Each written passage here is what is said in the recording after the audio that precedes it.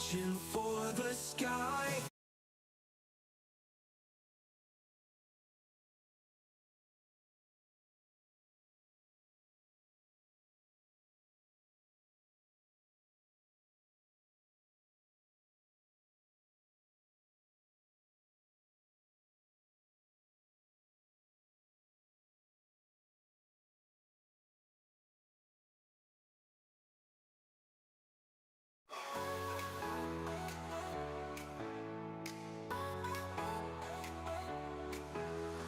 Trading futures in the night zone.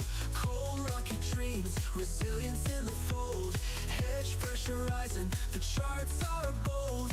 Daily bands rapping stories untold. Flying with rockets through the AI. Up we go, reaching for the sky. Every trade hold never dies. On the edge as the numbers fly. Checking the charts, midnight glory. Heartbeat thumping, another story. Green and red, flashing voices loud. Future kings spinning on their cloud. Flying with rockets through the AI. Up we go, reaching for the sky. Every trade hold never dies. On the edge as the numbers fly.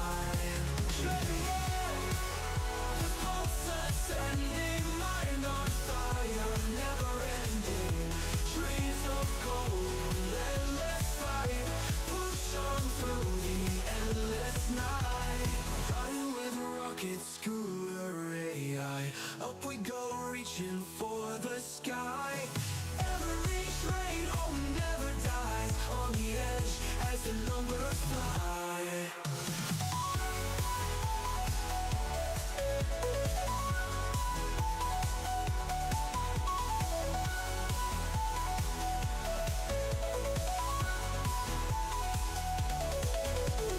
Checking the charts, midnight glory. Heartbeat thumping, another story. Green and red, flashing voices loud. Future kings standing on their cloud. Checking the charts with their AI. Up we go, reaching for the sky. Every trade hold never dies. On the edge as the numbers fly. Checking the charts, checking the charts. Midnight glory. Sanctuary in awe, it's blending. Mind on fire, never ending. Dreams of gold, endless fight. Push on through the endless night. Push on through the endless night. Push on through the endless night.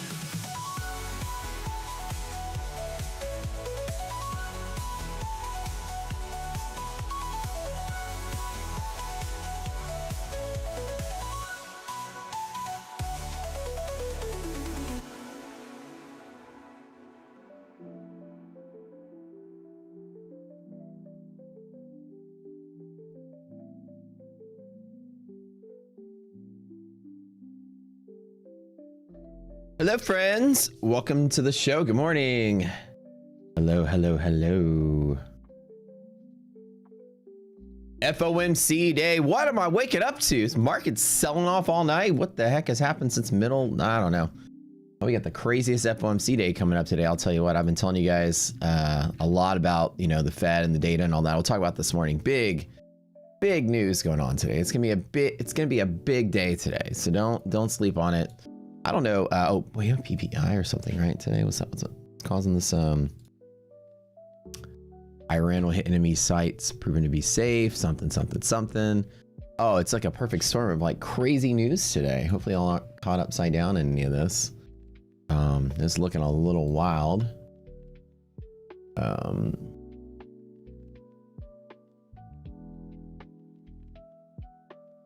Crazy. Boy, big old sell-off. I didn't expect it to look like this today. How's it going, guys? Oh, let me get all my stuff typed up here. Same old as usual. Got to get the giveaway stuff going on. I kind of messed up Slack's schedule yesterday. Gave away the wrong accounts. We give it the right accounts today. It's FOMC celebration. We're gonna do a ton of giveaways today, as we always do.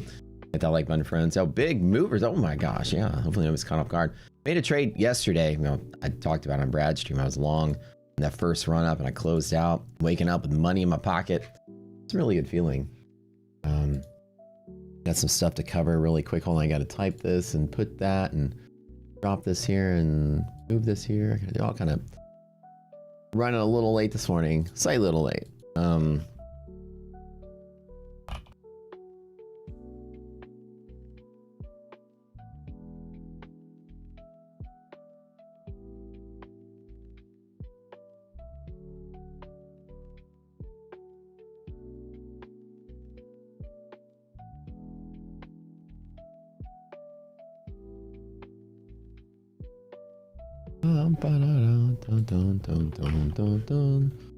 All right, one more.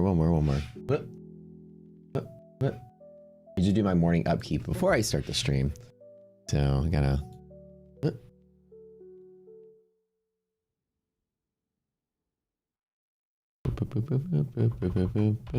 Okay.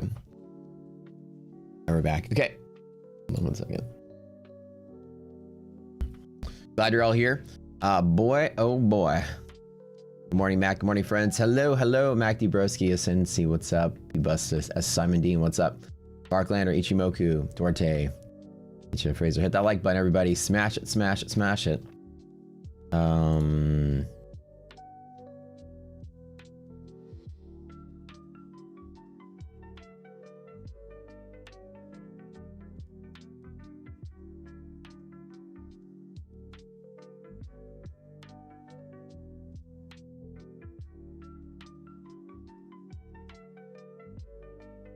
All right. Oh yeah, I forgot to do the giveaway thing. Hold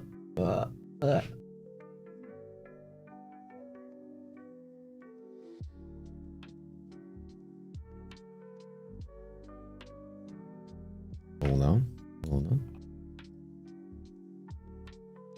Should I buy this tip or what? What's going on here? Got Fast Track, MFF, Lucid. Ooh, all the good stuff. All right.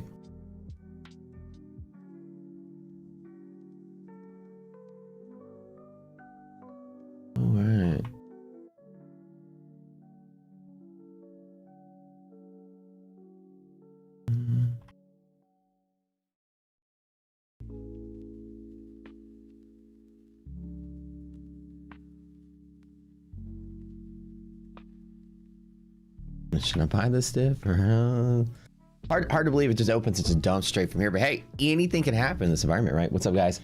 Hit the like button, everyone on the way in. What's up? Reading what y'all are saying. Lena Mao. Hey, Lena, it's good to see you. It's been a hot minute. 23 payouts since you found Rockster 9 months ago. Thank you. Oh, appreciate that. I remember when you were introduced to us by God, my brain is. My brain turns to mush. I forget people's names. I met her in Austin. What was your friend? What the heck? Yeah, I remember though. I like somebody's like, I'll watch a movie and I forget the actor's name sometimes. I'm losing my mind. But so glad that you're still here and crushing with the payouts. That's amazing.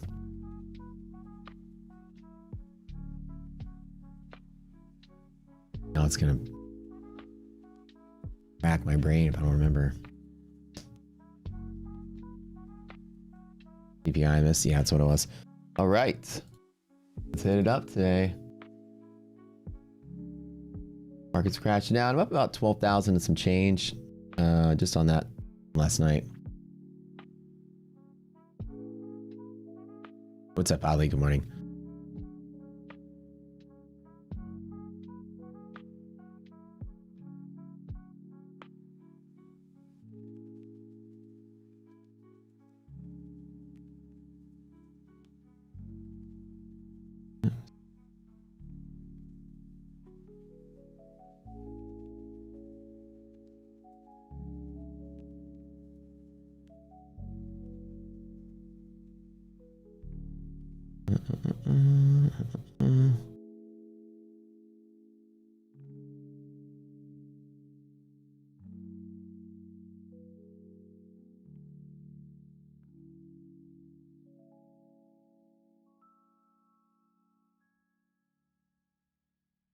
Okay.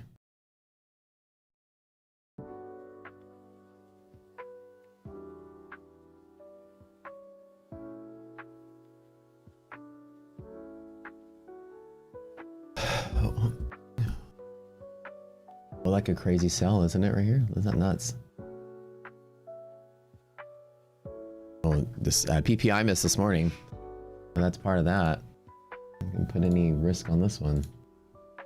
I was literally telling you guys yesterday, today was going to be a massive selling day. I didn't think this because, you know, you can tell the FOMC has been sort of missing the point. I had this whole post on Twitter about it. Got a lot of impressions yesterday. The point was that the FOMC, let's just get right in with it, y'all. So the FOMC December projections is a big part of what was confusing to a lot of people. So let's pull up some charts here. Run in here. I don't know why this doesn't show up. It's glitchy sometimes. Can we like it show up here really quick? No idea. Let me get the projections up here. I have them.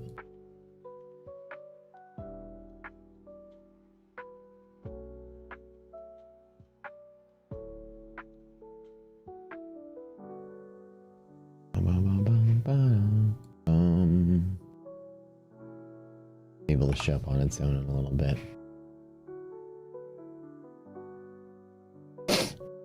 So in December, right, we got these crazy projections from the Fed, and I'm gonna get ready for this. Hold on. And so what we ended up seeing was that, you know, the Fed came in with all this kind of like, this is what the Fed does every quarter. We're coming out with one of these coming out today too. It's the economic projections. This is what they go, it leans into the decision they're making. And so in these projections, you can see that they have 4 different metrics that are extremely important to them. It's GDP change, unemployment rate, PCE inflation, and core PCE. Let's make it a little bigger, y'all can see it. So this is the big deal, right? In September, they had all these numbers that they had projected for, you know, the rest of the years. 25, 26, 2027, 2028 in the longer haul. In December, when this projection came out, everything looked even better. It's like between September and December, data was coming through that made the Fed go, it's going to be even better than we thought it was in September in the future. So, I mean, we had this change in real GDP, change 2.3% in 2026 from 1.8. What a huge leap. What the hell? Unemployment rate, that's not going to be worse. That's what they said, and it's going to get better as time goes by. PCE inflation, that's going to go down. They thought we'd be at 2.6 in September, and in December they thought we'd be at 2.4. Same thing down here, right? Everything was like from September to December was like, it's getting even better, which makes no sense because we got the tariffs. Oh, we don't know. Maybe it's just because they're not passing through to the customer, but we're not seeing evidence that tariffs are passing through to the retail side. And it's interesting that the economy somehow is absorbing this. And I was like, I'll have like somebody behind them was like, hey, say what we're telling you to say. Like, I don't know. Like, this is everybody's votes though, because there's obviously, I'm joking, but there is this is the entirety of the Fed. They're all seeing the same numbers and making their own decisions. The range is all there. It wasn't like Powell or any specific person was like, yep, it's going to be off the charts. Everyone was like, it's going to be off the charts. I mean, everyone thought PCE inflation would be 2.2 to 2.7. We're rolling into 2026 and it's at 3. We're nowhere close to this. So the weirdest thing that happened between then and now is pretty interesting because holy crap, this candle. Let's look at the hourly chart. Good luck to you guys if y'all are in a long position or whatever. Oh boy, man, I was like last night when I went to bed, I was like, it'd be kind of fun if I just popped a short and woke up with a ton of money. But coulda, woulda, shoulda. I had no desire to, or no evidence or anything. Okay, anyways, back in December, right? Let's go back to it. Let me show you what's happening. You know, we obviously know back in October, starting off there, was when the market peaked out, right around Halloween. And then we started selling. And then we started doing that choppy, crazy December that was just pissing everybody off. And nobody really knows why, like what was going on here. We had all these theories. Maybe the government shutdown, that's what caused that. Okay, because we weren't getting economic data. Then we started getting data rolling through. And even though we were getting it and the data was good, the market wasn't rallying. And then we're like, well, that's weird. Maybe they're just waiting until the end of the year. made all this money off the tariff rally, and the fund managers will come back next year. And they did for a little bit. The market fell right back down through January and through February. We went through earnings season. In earnings season, companies were beating earnings expectations. Yet, they would pop and sell. And it dawned on me not too long ago why this is now happening. See, there's a logistical problem when it comes to tariffs. And I described this before, but I'll describe it again. Trump says there's a tariff. It doesn't just mean that, well, prices are going to go up tomorrow. It means that prices are going to go up for the people that have the tariff applied to them. And you're not going to see that price raise when you go to Costco or whatever very quickly. You're going to see it as soon as they re-up their inventory. Whether you go and you buy, whatever you're going to buy at the store, they have an inventory of that they've already bought at previous prices, right? And as soon as they deplete that inventory, then Costco goes and makes another order from the person they order from, who makes an order from the manufacturer. Or when maybe Costco's direct from manufacturer, whatever the case may be, it goes up the chain. The manufacturer is the person that's probably experiencing the tariff. And if they pass the prices on to who they sell to, you wouldn't know it until who they sold to, which is the store you buy from, runs out of inventory and puts in another order. The tariffs don't hit the checkout counter overnight. They hit them at the rate of inventory depletion. And that could be 1, 2, 3, 4, 5, 6 months, depending on what it is. And then slowly prices go up in chunks as each new order comes through and replenishes the store's inventory, and they got to put that stock on the shelves, and then that price goes up a little bit. How would companies, if Powell says, well, companies are not passing, data suggests they're not passing the tariffs through to the population like we thought they were. But how are companies beating earnings expectations? They're absorbing tariff costs, not raising their prices. You can't have one or the other. Earnings expectations were very optimistic, and companies came through smashing through them even better. So the earnings was like, we were like, okay, great economic data last 2-3 months. Nope, nothing. Beating earnings. Nope, nothing. Why is this market not rallying? We don't understand it. We didn't understand it. We didn't understand why Wall Street was stalling, but it is actually pretty interesting to see that Wall Street got it right. Because the economic data is rolling through now, and it's dog shit. It's almost borderline recessionary dog shit. I'm talking PCE inflation has been going up for the last 3 months. It's close to 3, not 2.4 like they said, 3. Core is even that high as well. That was non-core was 3, and core is even higher. Jolts are coming down with no depletion in the continuing jobless claims, which means people aren't getting their jobs back. Companies are just eliminating the jobs. That's kind of strange. And then the worst one of all was GDP came in at a 0.9%, which is right at the zero mark, which is almost borderline negative, which means a slowing growth rate. Slowing growth rate is what you see in slowing growth rates, what you see before a recession. Negative growth rates, what you see in a recession. 0.9. That was expecting 2.4 or 2.3. What the heck? We're at 0.9. We're not even at 1. So is that a fluke? What's going on? Where's the missing data? Anyways, long story short, something doesn't make sense. But if I'm going to tell you, Wall Street got it right because they've been selling because of bad economic data. And now it all adds up. Why are we not rallying with great data and beating earnings expectations? Because of the tariffs. They're finally taking this long to sort of like normalize these prices, or like raise these prices, and now they're starting to normalize higher. And we're seeing all the data everywhere else. Company sales are going to be coming down. Next quarter earnings are going to be shit. My projection is correct now. Next quarter earnings are going to be horrible. Companies are going to have less sales because of inflation. They're not going to be beating expectations again. Do we get a rate cut? 0% chance we get a rate cut. Literally 0. 0% chance we get a rate cut. There's no justification for it. The Fed's not just going to cut rates to boost the stock market unless the jobs market is being a jeopardy of, because they're like, we need to preserve the jobs market. That's one of our mandates. Right now, the jobs market's kind of not in jeopardy. We're not seeing massive amounts of layoffs or anything. We're just seeing companies not going on hiring sprees. So it's kind of like a slow decline. So there's no going to be emergency rate cut because the Fed wants to save the stock market. Clearly, with inflation going up, they're realizing they cut rates too much because they're not really, according to them, inflation is being caused a lot by tariffs. So the rate cut's not going to, quarter of a point's not going to be like a driving force to really fix that in a hot minute, but it's going to put some hope, some optimism inside of the Wall Street traders. Yeah, 0% chance. No rate cut at all. From everything you're seeing, Farina's saying politically unrailed, don't understand how's it crashed until now. Yeah, let me explain. One other piece of this has everything to do with, you know, people are holding on to like high dividend paying stocks and not even caring. Commitment of traders have shown, this green line shows the net long position of asset managers in S&P futures. Check this out. It has been going up and up and up and up since tariffs. 850,000 all the way up to like 3 weeks ago, over 1 million net long contracts. From here until here, Wall Street has been longing and longing more and longing more and longing more and buying this dip and buying this dip and buying this dip until here. Between October and now, the sentiment of everybody trading was like, we'll just hold through it. Yeah, fuck it.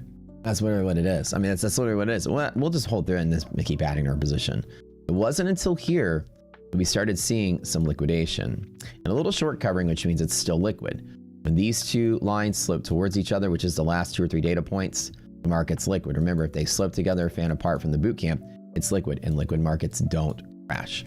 So that's why, because there's nobody really just selling in bulk. The majority of Wall Street is holding through this. The 10 or 15% of people, whatever it was, there's like 10% of a shift in positions that probably got squeezed in gold or squeezed on oil, were forced to kind of liquidate in some ranges, but everyone else has been holding through it until 2 weeks ago. And the signs are there that they're like, we're done. And this market is now starting to speed up and accelerate its decline as of now. And we're going to have to kind of play with it, because as of a couple weeks ago, that's when the liquidation started happening.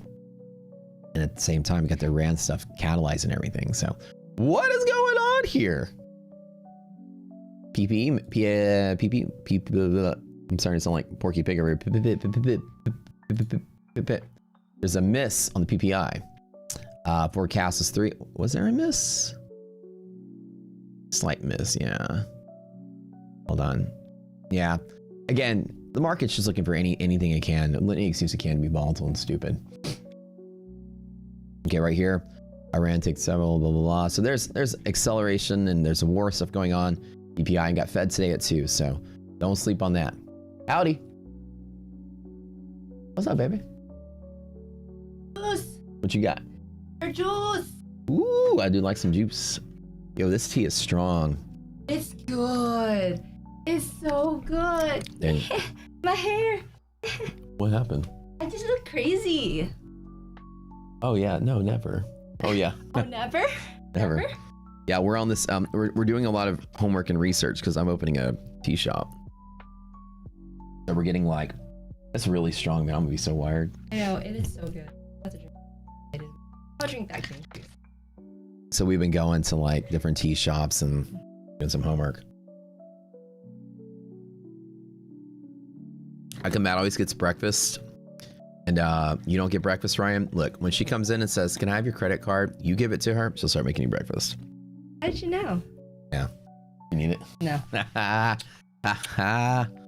Thanks, babe. Have a good trading day. All right. It's bed day. You know it's going to be crazy. I'm going to need like a... Stay out of the way. Stay out of the way. You know, listen to her. I got to pay attention. Who's the crazy homeless girl on the screen? I don't know. She stumbled in here. I need a broom to be like, get up. Paid actor. Thanks for breakfast, baby. Oh, snap, dude. She made that. Look, she made this Vietnamese curry yesterday. You guys like curry? It's not too different from like Thai curry or even an Indian curry. It's just slightly different flavors. Oh, dude. It's cold out, right? It's kind of like, you know, whenever it's cold and you like crave something like hot, like a soup or something, or like a hot bowl of chili or something. We're sitting there warming up.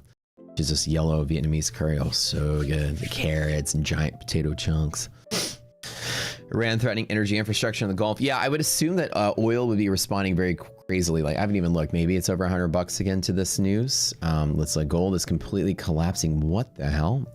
Gold. So oil went up to like 97. So not even that bad. But be careful today because we did have a new triple B on VIX. I forgot to make the announcement in chat.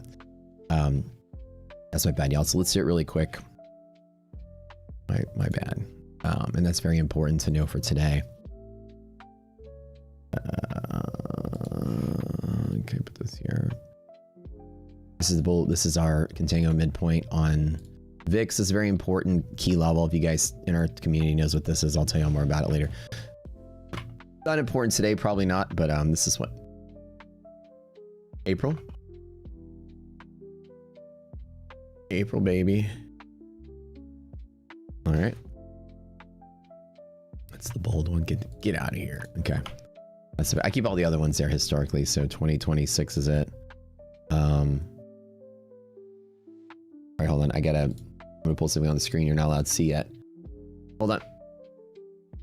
Teaser alert from the prop scoring website. It's going really, the alpha test is going very well. We've done so much so quickly to get everything rolling out. So we have this website that's coming out, which is a mathematical prop scoring database that will score every single prop account, every single prop firm based on metrics, the math model we wrote, almost like the credit score model where you get your credit scores from. Anybody here, you know, you ever look at your credit report, right? Let's see, April 2026. And it is over there. Look at your credit score, right? Your credit score is your credit worthiness, 2262. It's your worthiness of being able to, you know, there's like all these factors that go into it, right? Oops, I already forgot what I was writing there. 2262. So like, you know, like 30% of it's your payment history. 10% of it is like how diversified your credit is. 10% of it is like the length of your accounts.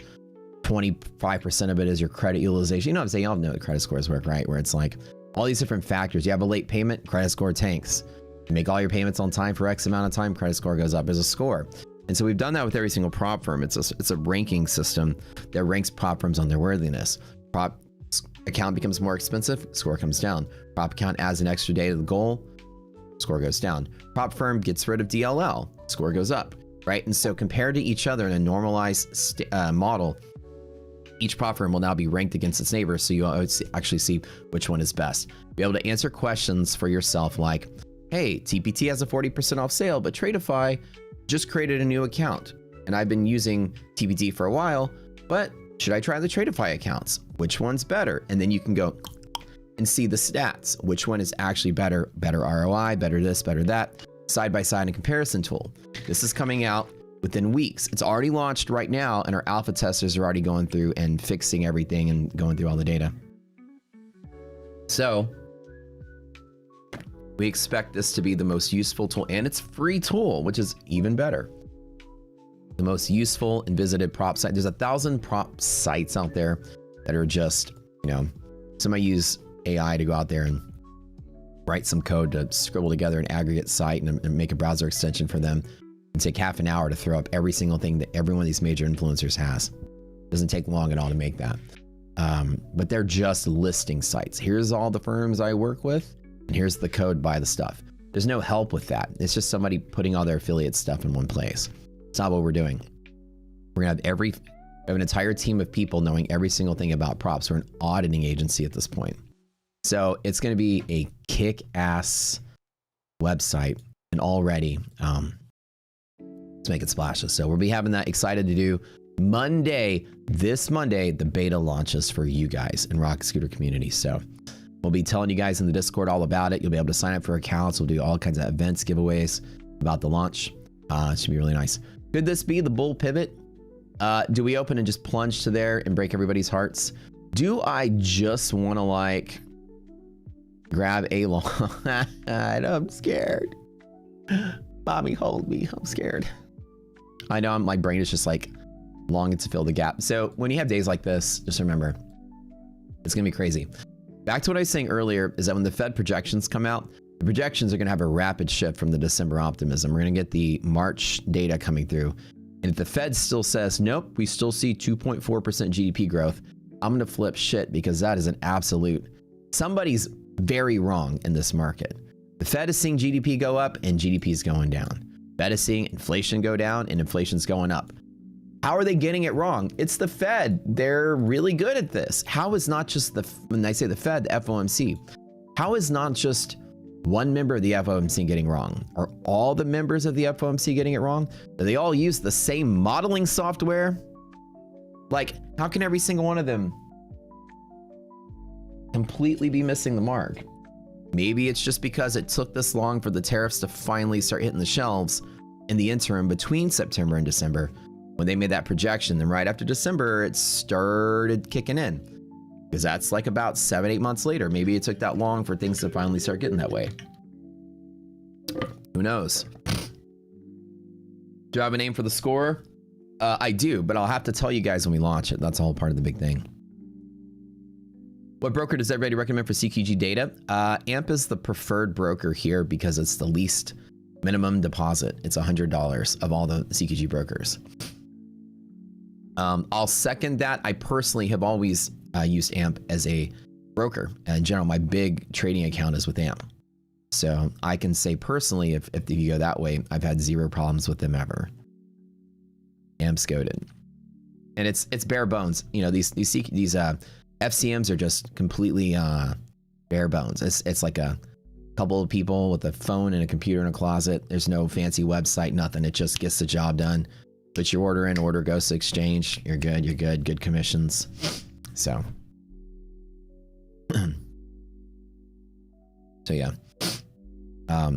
So a lot of people, like when they first start getting into futures, especially when they go to FCMs that aren't like, you know, like Ninja Trader and stuff has kind of spoiled us with like beautiful tools and beautiful website.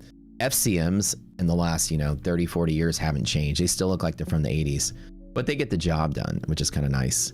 So a lot of people, when they sign up for AMP, they're like, man, the website, there's just not much there. It's, they're good customer service. They're very quick. It's a very good broker. All of them are like that. Philip, Dorman. It's like I said, it's a computer in a closet and a couple people answering the phones.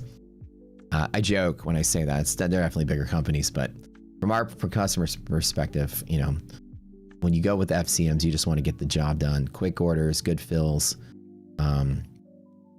good customer service, and get your money in and out quick. Like, they don't make you, send a check in or something. There's probably some of them out there that still make you send a check. But like some of them are like, I think Philip just added Plaid to their ability to take money in and out.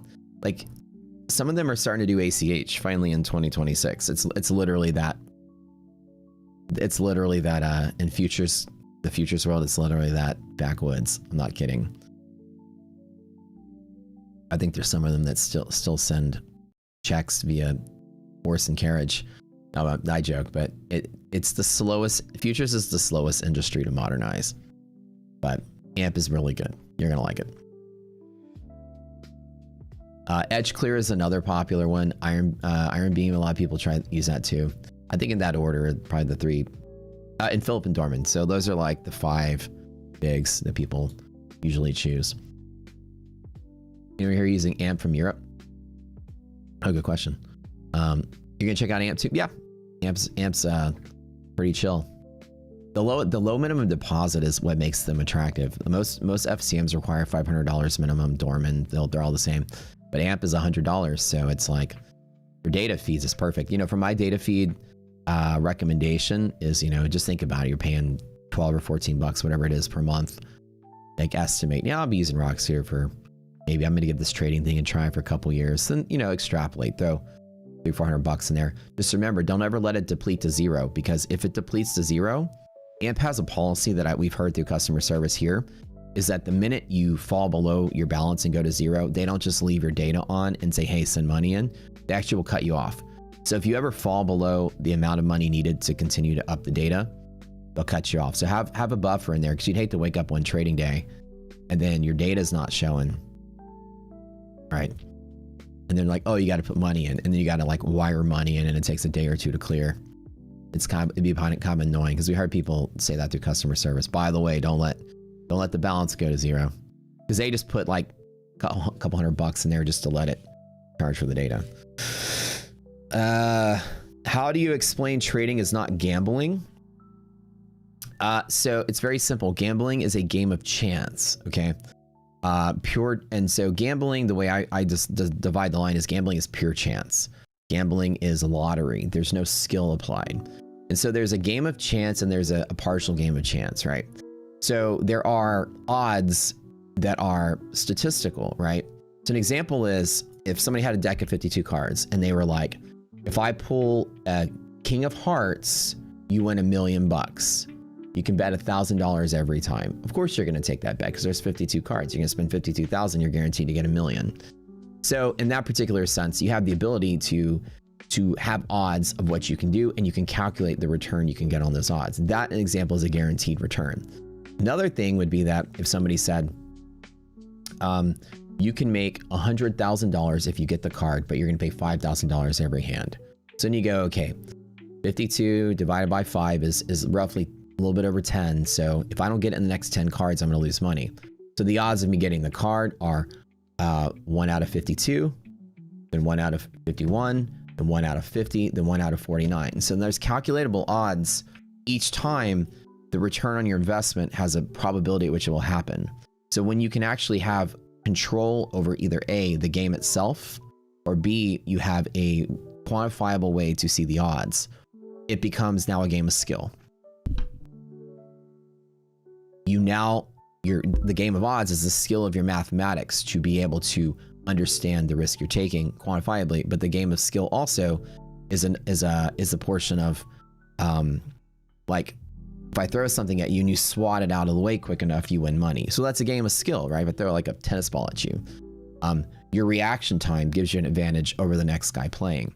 So if anything becomes a game of skill, or A, there's quantifiable odds, then you're no longer gambling.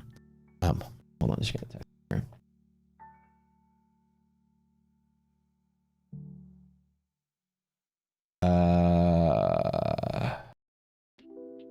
Hold on.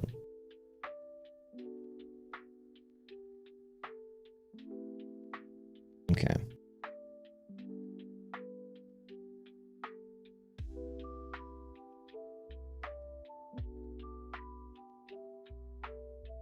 Hold on. IDOC needs to be good or something real quick.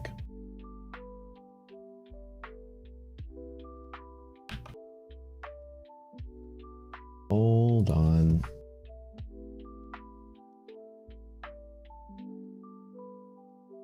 Up here. Right. Okay, hold on 1 second. We gotta do... This looks like it wants to support there. Let me get my...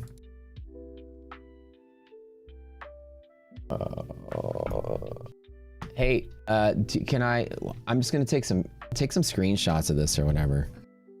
Hold on. Is that good enough or do you need more? You got the number? And my name on it. Hold on.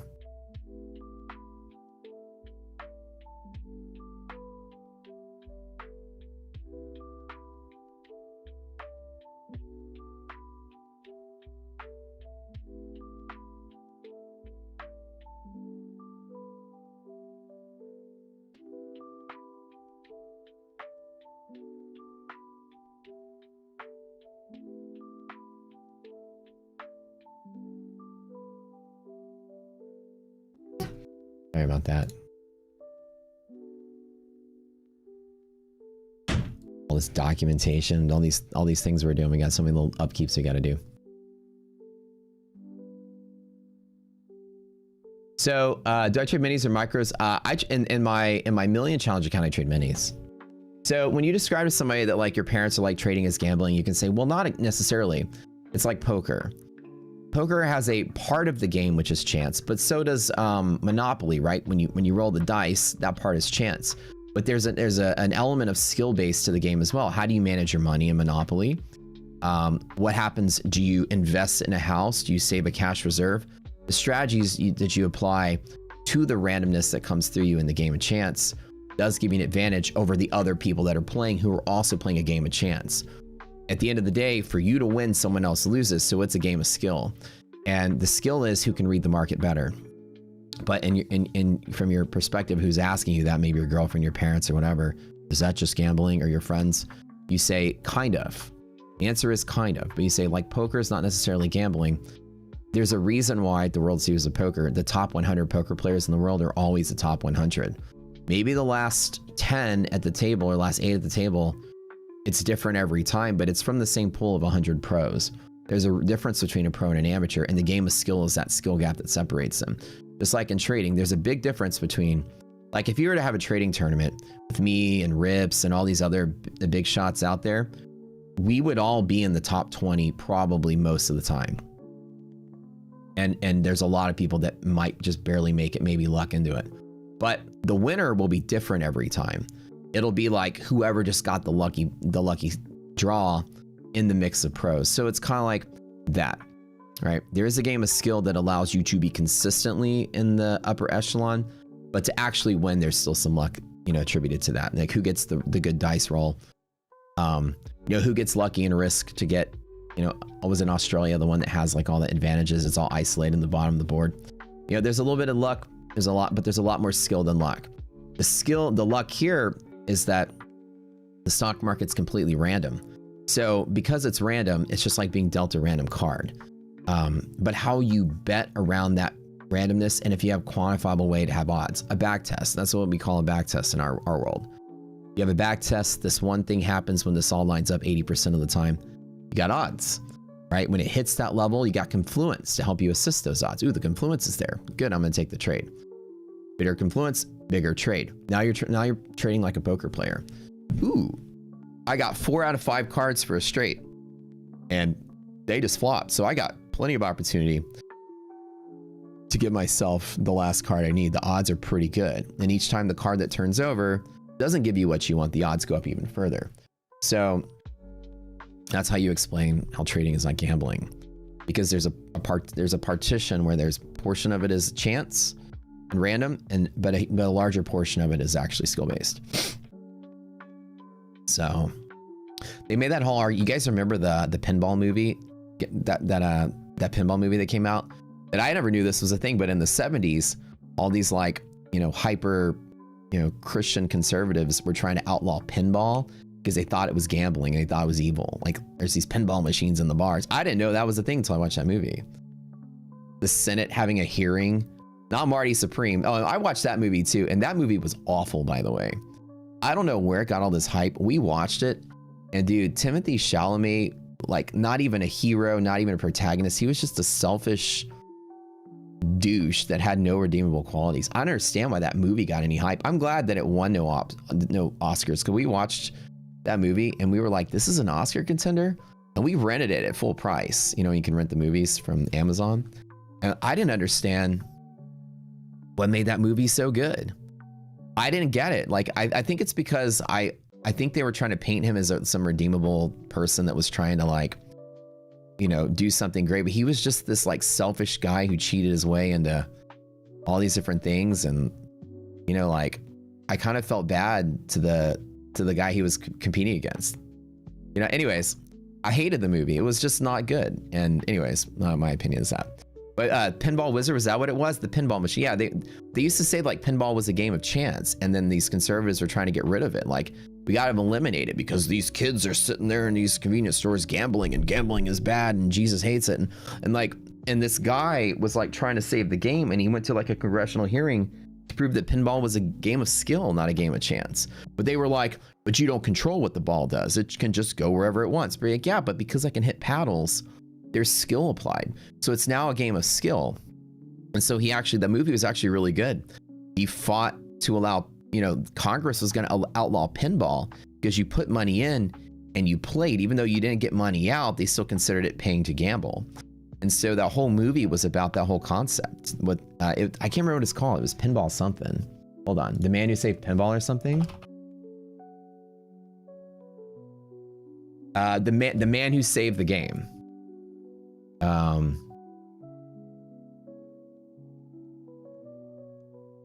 Yeah, it was really good. I think it was on I don't know where you can watch it. The Man Who Saved the Game. I didn't know, I never knew that was a thing back then. But yeah, so you know, the whole battle was, is pinball gambling or not? It's actually a pretty good movie. It was technically illegal in Oakland. Pinball was? Are you kidding? But isn't that crazy, right? And so the whole debate is, if you have a skillful application inside of the game, it's technically no longer gambling.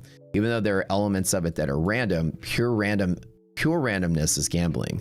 If there's just portion of the game that is skill based, one could argue that because of the skill gap, you're no longer gambling if you can consistently win at the game, which is what he had to prove in Congress. So in the movie, the guy had to literally play pinball in front of Congress and show that he could beat high scores consistently. So he could say, see, it's not gambling because I'm winning. I continue to win. Just like me here, Rocket Scooter. This ain't gambling. I keep winning. So you can tell people trading's not gambling. I watch this guy on YouTube. He keeps winning. So there's got to be some element of skill to that, because he's not winning the lottery every other day. It's 5x the 100K account, you know, to $500,000. There's your answer for anybody's asking you. Anywho. Anyways, I thought that was a great. You agree? You thought the character sucked? The movie, I was just like, it was kind of like, it kind of reminded me of like, I don't know. Like, I'm trying to think of what it reminded me of.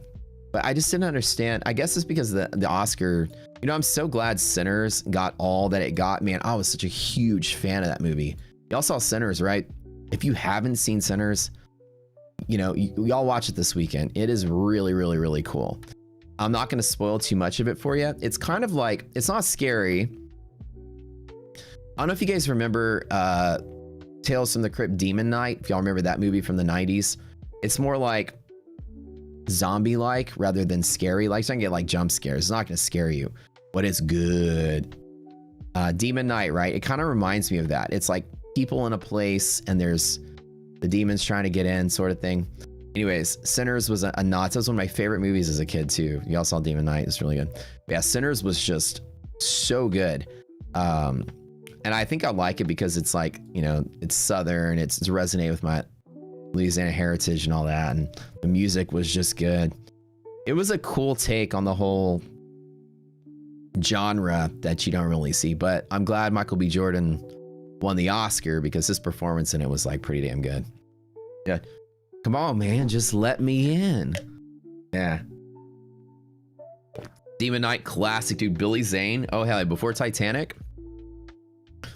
Oh, yeah. I kind of want to watch it again. Demon Knight soundtrack was actually pretty good, too, because I remember I had that CD when I was a kid. It had Cemetery Gates by Pantera on it, which is like one of the best songs. Anthrax. Hold on, let me see. You haven't seen Demon Knight from the 90s. It's actually pretty darn good. Had the Melvins, Machine Head. Oh, yeah, Rollins Band. That's right. Sepultura, Biohazard, Megadeth, Ministry, Pantera. That was a CD that I played over and over and over when I was in junior high. All right, guys, we are loading up this data. Let me sure I got my my lines at the right spot. 67.74, 986 here. We are gapping down because of a PPI miss and also some, you know, escalation of the war stuff going on around the globe. Just be careful out there. This is going to be a very violent sort of day. I don't think that we sell off from here. We got fed. It'd be weird just keep selling at this, but when the market opens, it could be just a real nasty red candle down inside of here. Would I want to grab this long at DD band? Possibly. This was where the bear zone top was earlier. Yesterday, sorry. So there is longer term support down in here, but boy, this overnight was just crazy. I made 12,500 yesterday on this particular long. I longed right out the door and I got like 50 points and closed. I took a scalp from like here to here and closed out. So it was like boom, boom.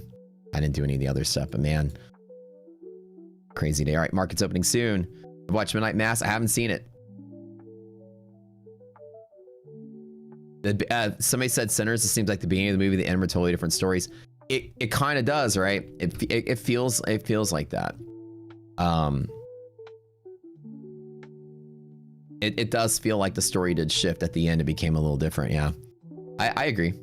I think like after second, third watch, you can attribute like a deeper meaning to like the soulful side of it, and but for the genre, it's probably one of the better movies of that whole genre I've seen in a long time. Everything else you ever watch is just such a rehashed, same old of the whole zombie trope. Or vampire trope, or whatever you want it. Monster movies. Is this a show on Netflix? We got to check it out. It was literally From Dusk Till Dawn, quite the ripoff. Yeah, I mean, like I'm saying, when I say Demon Knight, Sinners and Demon Knight are almost exactly the same story in a way. kind of, without the whole blood of Christ sort of thing, but it's kind of the same thing, you know. I don't want to spoil the movie for other people, but it's that movie. That movie's kind of been around for a while. All right, this is a violent open today. I think that we probably could move. I think, you know, I don't to the upside at least for now, just to kind of like solidify this open here. All right, I'm gonna wait till I get my data through. Resiliences are positive. I was kind of like wanting to plan along just to start out the day, but let's let it simmer a little bit. Positive resilience. This could maybe go. We popped up about 20 points right there at the open there. Negative resilience, that's not good. That's resistance at half. So this is actually looking to fight. Do I want to take the bet that we hold and fill the gap?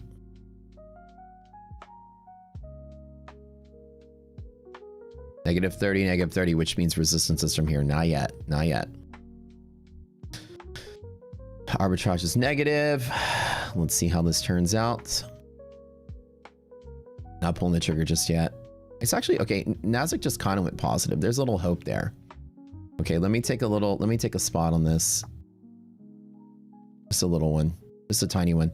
Let's see. Resilience has just turned positive in S&P, which could be a gap fill. We do have an illiquidity pocket, but also cluster support lower and closer support higher. We did break MHP, which could be bad. It's not a really strong and good long here. Not a good one, but that's why I'm just trading it small. I'm putting any big heat on this. All right. Ooh, negative resilience on Nasdaq. So this white line right here is going to polarize this market either up or down towards the middle of the gap. I'd like to say that leading into Fed, maybe we don't just crash out. It'd be kind of a good bet to bet that we just move at least to revert to mean. I don't know. Dude, it is, the selling pressure is just nuts right now. I wish I could get I'm trying to get a better entry there. S&P resilience is positive, which is good, which means interaction with half gap is very likely. And of course you have an illiquidity pocket with a DD ratio that's positive. So this is an Arby's trade. You guys know the drill. I'm going to fuck around and make 10K like the song says, right? Arby's trade. We always joke about this, which is a bear zone sandwich between two bull zones. From here to here is the play, which is pretty nice. Like I said, I just jumped in 8 contracts. Nothing to cry over. Nothing to die over. Just a little tiny bit, which is good enough. If S&P moves to here, we do go to the pocket, and I think that that's probably where we will land today, and that'll probably be the high of the day. Would I want to short it from there? Probably not leading into Fed, but I think when the Fed does its thing and the market does pop, I think post-Fed might sell. But this just overnight craziness. It's hard to believe that this turns into a bigger thing. I don't think we break through this. I'm kind of worried that we just crash, to be honest, due to Fed. But I mean, I've seen days like this where this just walks all the way back up to the top too.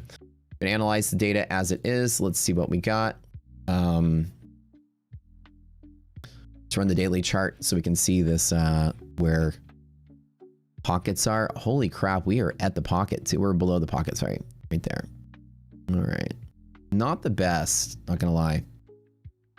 We are in bear zone on monthly maps on S&P. Nasdaq, let's double check the same old thing here.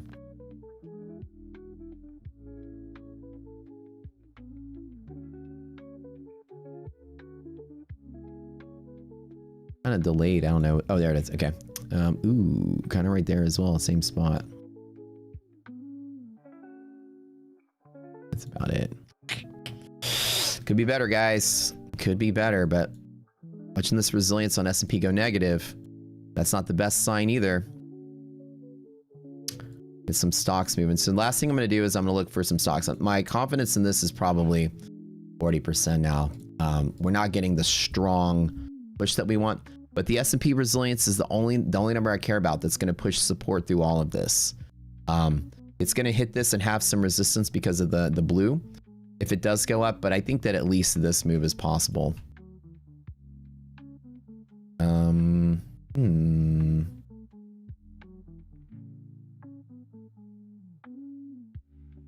Hang on in there. Okay, what's next? Let's look at the stocks over here. Nvidia, and the great thing is that Nvidia and other stocks do have support down here. So this is actually a good buying opportunity I think, for a lot of this. A lot of these folks, there's gamma positive Nvidia. Meta, not so good. Google and MHP break. Wow, that's fantastic. Yeah, Amazon.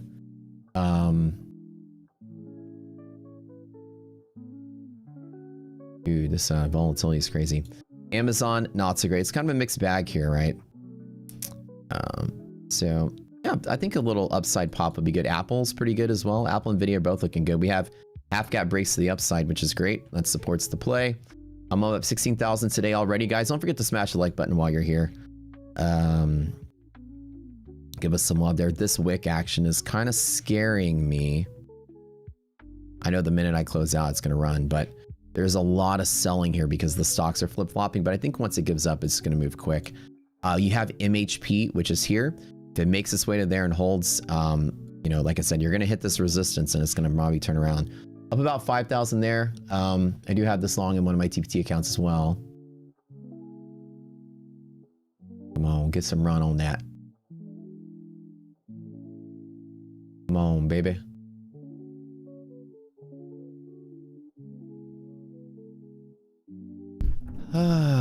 There's about to be some red fuck you candle that just comes out of nowhere in a second. Resiliences are pulling slightly back. I'm not really a big fan of this not moving quicker. Let's trim it a little. I'm just trading it very small right now. I need these to be good. I've got enough in case it runs, but all right.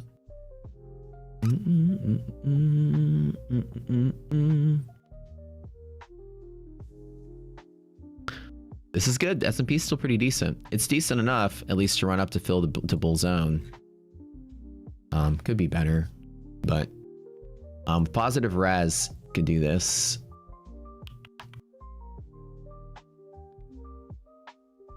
And honestly, my suspicion is that it just keeps going. I think at minimum to here.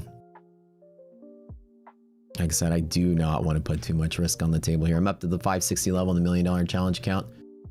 Oh, I need to like... Here, my TPT is up 6,000 bucks. Very cool. Very cool.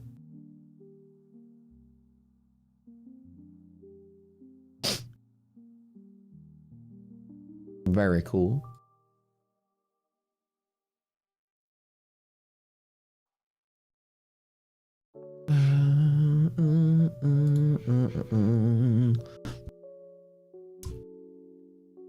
That was a pretty clean read, but now with S&P resilience going negative, it is going to be resistance at half gap. I probably should be smart and take the money. Should I be smart and take the money? Bet that the stocks hold in there. Then we get, this is not as good as it could be. Oh, let's get a bounce. Let's go. Come on, get that, get above zero. I think I should take profit though. I'm being a wuss. It's at 6. It's at -4. It's not that bad. It's only 4 contracts.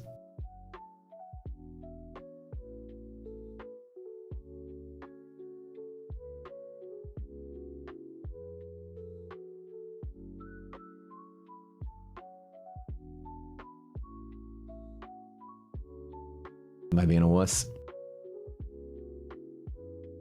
I mean, we might do a large reversion to mean because of Fed. I mean, like, it could just be the whole way up.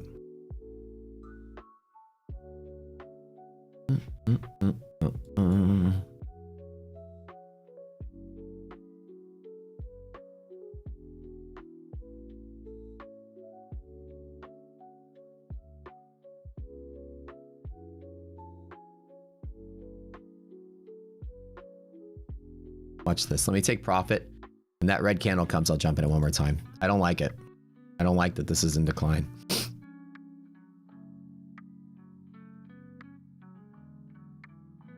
don't like it.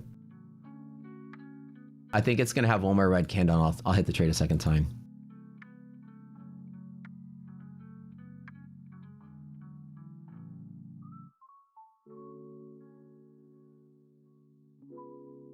Arb is positive though, so that's kind of good. Pretty simple. $17,500 already.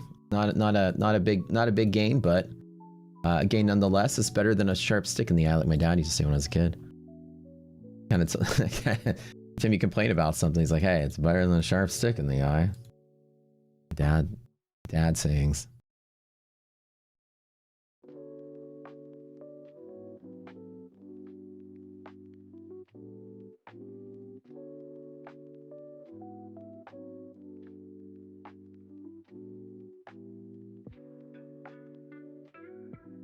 All right.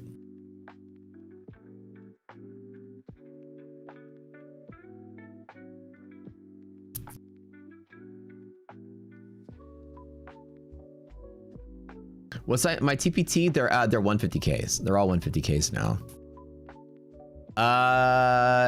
It just depends on what I'm doing. Out the door on the 150Ks, I usually only trade 2 contracts. To get a buffer, and then once I get the buffer going, then I'll start trading like 4 to 5.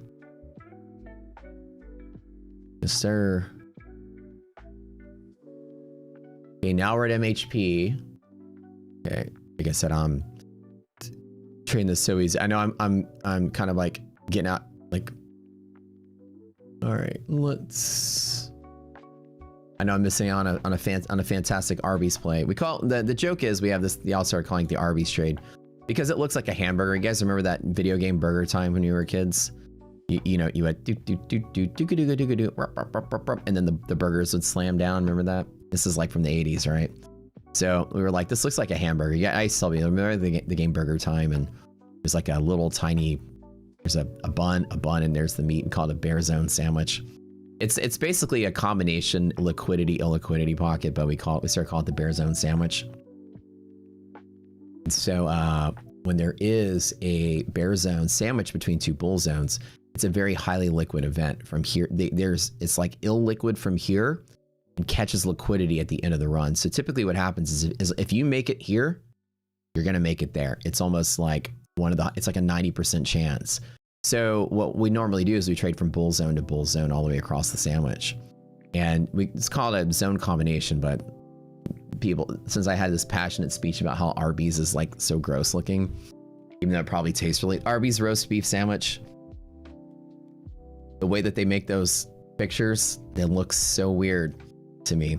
And I was like, I had this whole funny story about how like Arby's just looks like skin flap sandwich. And then so somebody was like, started calling it Arby's, making fun of it with Arby's here. There's all these songs about Arby's, and then we started calling the Arby's trade. What's up, Neon in the house? What's up, baby? Neon here. What's up, Natoski? Neotoski? What's up, fam? South the open. F that chart. Yeah, dude. No. It's too much. Like I said, I took this little bit of it, and I agree with you, man. Although it like feels like leading up in the Fed, it probably can just keep going higher. But no need for me to take absurd amount of risk here. I'm okay locking a little bit in. Meat flaps. Yeah, it does, right? Like, but it's because of the food photographers, right? Like I said, we have dirty minds here, so we're kind of those. Just to kind of like. I always, my thought was, see what I told you. What did I say? What did I say? All right, should I do it one more time though with negative res? Should I buy that dip one more time? How about one more time? Am I the best to ever do it? Somebody said, yeah, maybe. I don't know. Put a two spot on it and let it run. We'll see. Resilience is slightly negative on S&P. If we test in the open there, I can just close out with like $1,000 down if I'm wrong.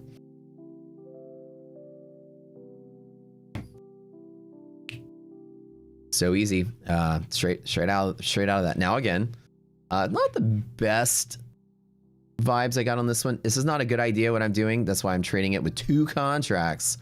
That's it. Two just in case we run for the day.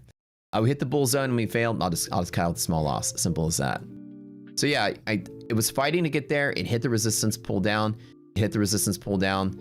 Negative resiliences are what we're seeing. Stocks are not filling their gap after this big massive gap down. And so And try it like maybe one more time. Again, this is I'm not too certain about this. Confluences aren't that strong. This number being negative is not good for this. This number being negative is not good for this, but it's not that negative. It's only slightly negative. If this picks up the pressure to fill through here and fill through here and keep going, then that's good. But remember, Fed day, all the juice is going to happen at 2 o'clock. So let's just put something back in my pocket here. Get that second trade twice. So if you turn your head sideways, look. Again, this is why I had that joke. You turn your head sideways and you look at the way they stack. It never comes out looking like that, by the way. But the way they stack these little meat flaps right here, and like this little thing right here and this little thing right here, you turn your head sideways. It's a very suggestive looking burger. Anatomically. It just is like, did they do that on purpose to titillate you into buying the burger? Okay, we got some little wee-woo coming through. Let's double check the news. Make sure it's nothing with Iran or something crazy. Bank of China rate decision coming through. They had no change, which is what was expected for BOC. It's very subjective looking, but anyways, I had this funny conversation about like, you know, you feel like, you know, they're being a little. Anyways, I never found it to be appetizing because the photos just make me think of what you guys are thinking of. I'm like, I don't know if I want to eat that, but I hear the burgers are actually pretty good. So anyways, that's where it came from. And then y'all started calling it the Arby's trade. Somebody wrote a song that says, "I'll have me the Arby's trade. Don't fuck around and make 10K." Let's listen to that song right now.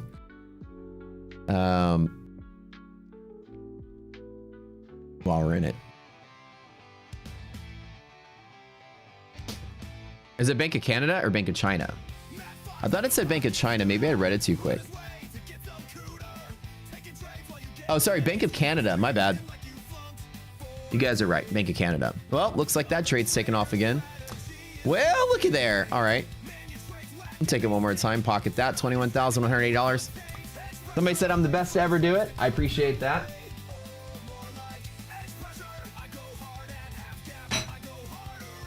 I'm gonna sit out and wait for this one too.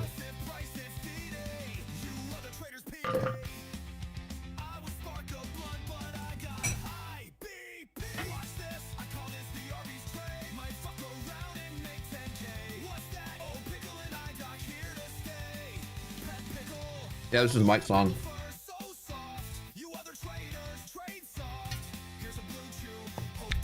If there was an award for who's gotten banned the most times from my phone and TV, it has to go out to Mike. You know how many times I've had to convince him to unban you? Everything he says in chat, he says the funniest shit. Now it's like our community is different than that. They try to be a little more professional there. They don't know. Michael say something hilarious and they ban it. I can see the chat when you type it, but it doesn't get approved. But I can see because I'm a mod. I keep having to say no. I message Abby. I'm like, no, he's good. He's cool. He's one of our guys. He's just joking around because they think you're trolling me. The funny thing is they think and you are. You're literally talking shit to me. It's hilarious. They think you're trolling me or something, and you're using like naughty words and talking hilarious. I swear I've unbanned Mike like 3 times, dude. It's hilarious. Like it'll say comment was hidden or something, or like person was removed, and I go in there and try to unremove it. I was like, if you have to time him out, just time him out for a minute. We go over there. We're a little rambunctious, I would say, as a community. Anyways, Mike wrote this song. Yeah, I know, Mike. You've been relatively PG lately. One time they timed you out for a whole day, and I was like, no, Mike has been timed out for a whole day. But it's funny because there's so many people there that do talk shit. It's so weird what happens on that like channel, and it's because like the people that watch it are from all walks of life. So with the I'll tell you from moderator perspective, I can see what everybody's banning, right? 90% of what they're banning is somebody saying, win giveaway, giveaway now, when's the form? Can we get another giveaway? Can we get another giveaway? I'm like, that's so annoying. They're constantly having to delete that stupid, you know, begging. I agree. Another thing that they have is people going in there and talking about other prop firms and how the other prop firms just talking about them. They'll be like Apex is a scam or TPT is good or whatever. So they remove people's commentary about other prop firms just to keep it clean. And then the other 1% is Mike. So there, yeah. I was kidding. Some of you guys also, not just Mike, a lot of y'all are shitheads. It's hilarious. Not just Mike. Can't take all the credit. Y'all all, most of you guys go in there and all you do is troll me. It's hilarious. It cracks me up.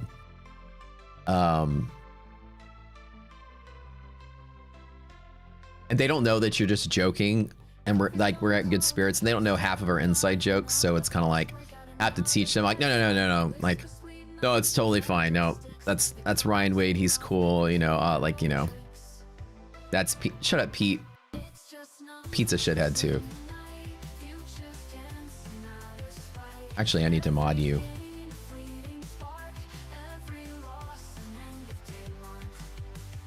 But I'm like, they're like, oh, we thought they were trolling you. And I was like, yeah, well, they are. They're definitely trolling me, but in a good way. They're friends.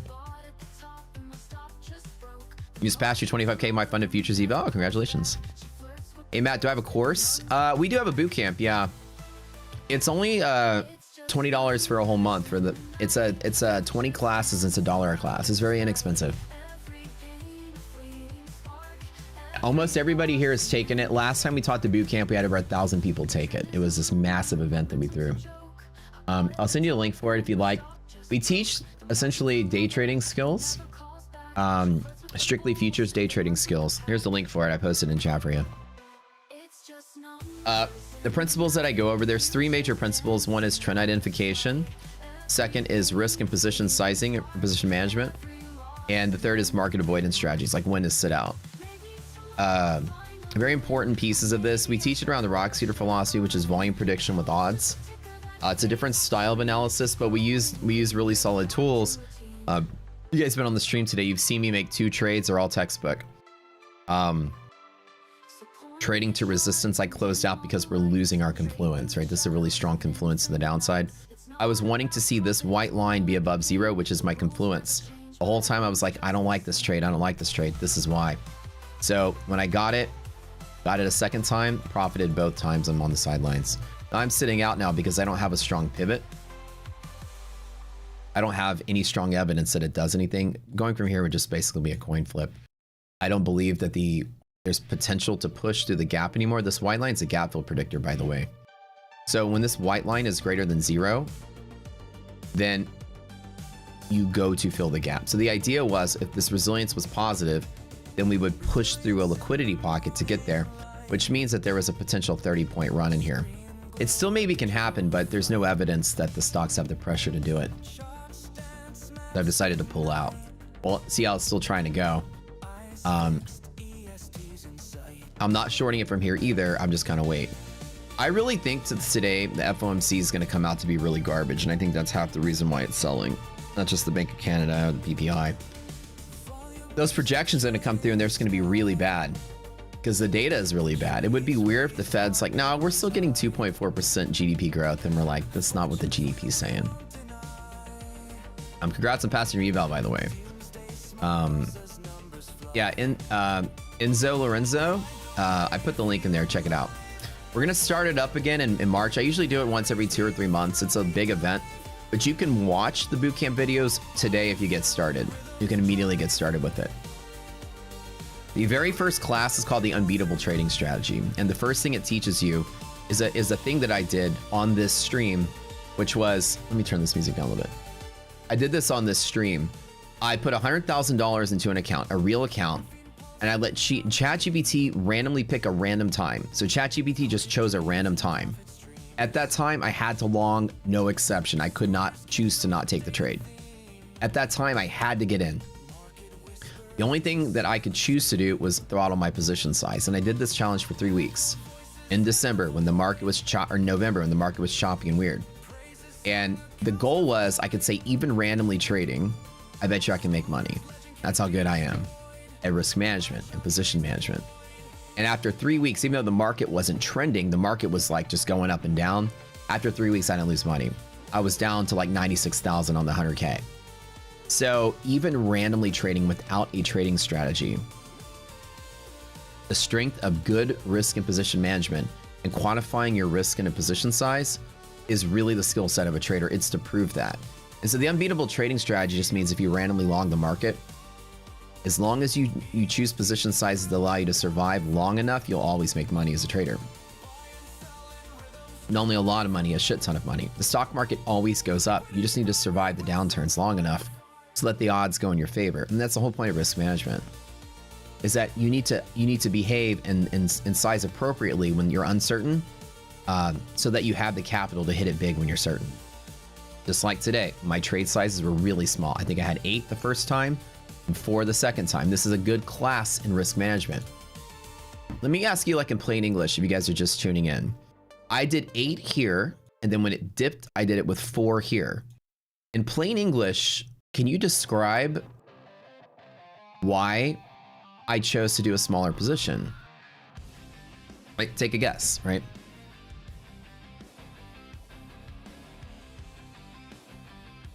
Like in plain English, 67? Yeah, worse confluence, like less confident, right? Simple as that, confluence, right? Less confident, smaller bet.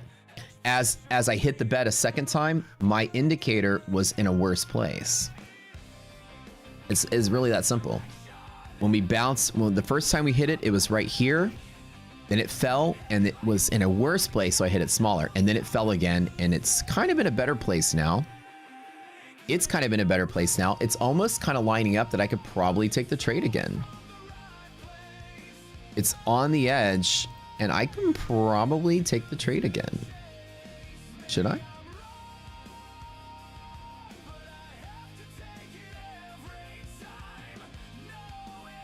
And now it went positive while we're talking. It's actually getting slightly better. Let me give it a couple minutes. I'd rather miss out than get in on the beginning of a crash. What do we think?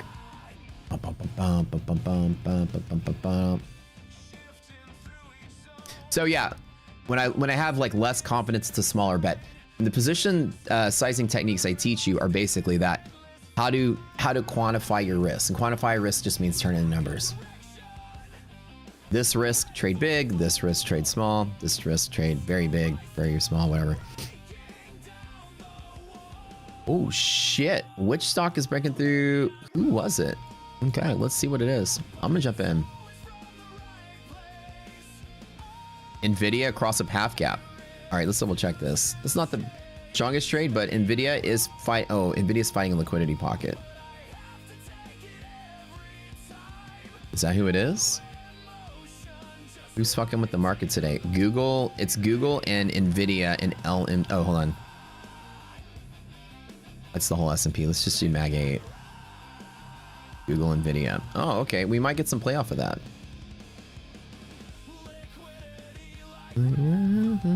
It's not bad enough to not take this bet.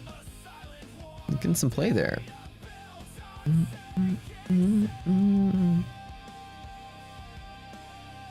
Let's run it for the day. All right, let me add a little bit more to it. Worst case scenario, I lose 5 grand, then I'm cool. Maybe I'm wrong. It's from the right place. Used to change.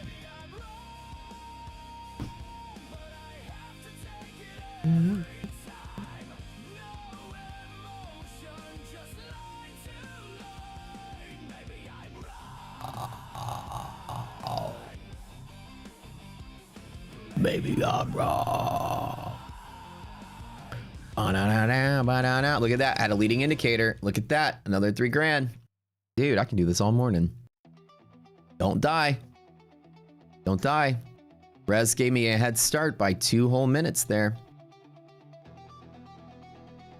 It's actually looking pretty good. We might get the full Arby's play. Holla. All right.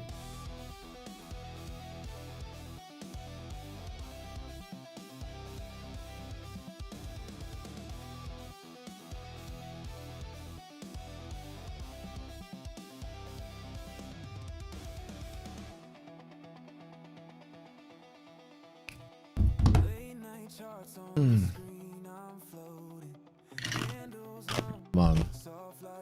You do full gap fill?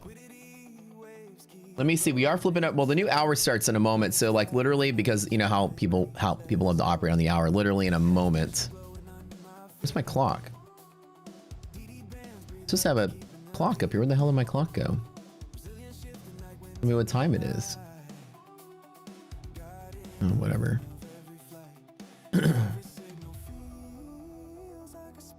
Isn't there normally a clock up here that tells you what time it is? We're flipping into the new hour. As long as we hold here, it's gonna rally in the Fed. As long as it holds in this illiquidity pocket, does not selling off. As long as we hold with the positive resilience, it's probably okay. Again, I'll just stop if it falls through.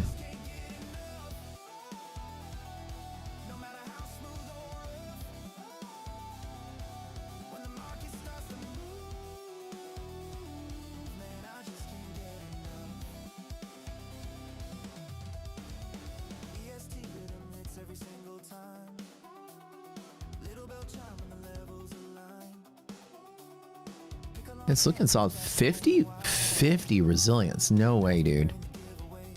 No way. Fuck it. Let's go for it.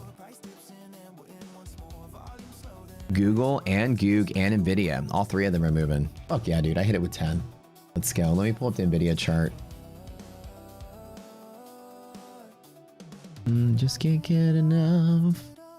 Yeah, baby. Let's go, Nvidia. Break them highs. 183 Nvidia. Let's go. Let's look at Google too. CL rallying and hitting a resistance 98.11 is like this huge like half gap sort of thing. Hold on. No, not half gap. A retracement. Sorry.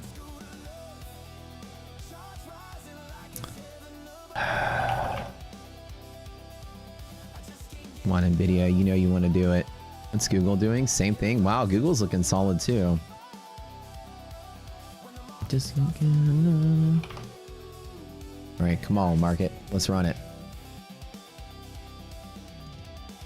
What's so Nvidia? The problem with Nvidia is it's at the top of liquidity pocket, and it is a rarer case for it to break and keep going. But we did open in that bull zone. It's possible to stay there into Fed. All right, I'll take the bet.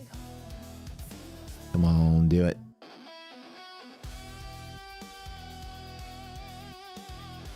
Problem is Google opened below MHP, so it doesn't really have a lot of potential to break through 310.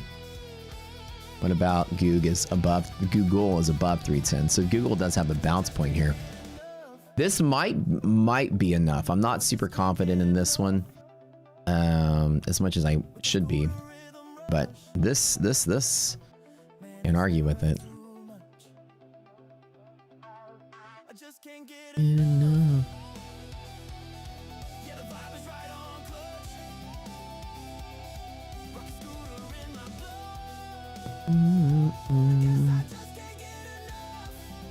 Come on, come on, come on.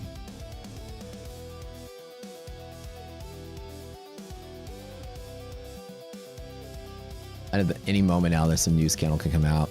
A little always scary to have like bigger positions, especially in US sesh when they have the like Trump could tweet something or Iran can do something.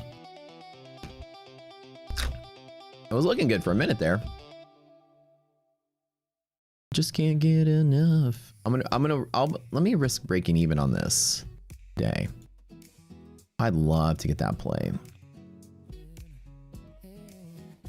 Run it, baby. Come on. Run it. Run it. I keep adding. Come on, hold in there. Positive resilience. Fill the gap. Fill the gap. Fill the gap. Let's go. Fill that gap.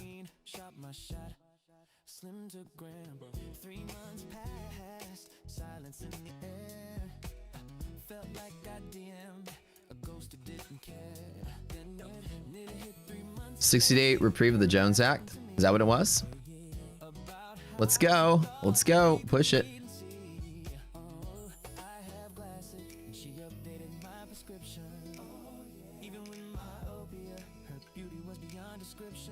Man, it is just hitting a wall here. There's not any momentum on this.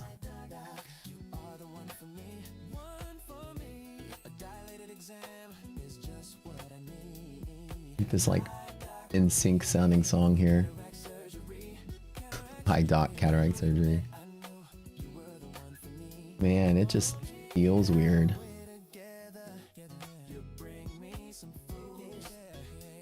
Okay, this is not good. Get. The flow feels weird. Usually when the flow feels weird, you just air to the bull side. Almost like the why is it not selling off yet? Come on. Come on, just give me the damn green candle at the top. Remember the other day when I had that intuition, I'm like, we're gonna get some news. Ready? I have this feeling we're gonna get this red candle news though. It's gonna.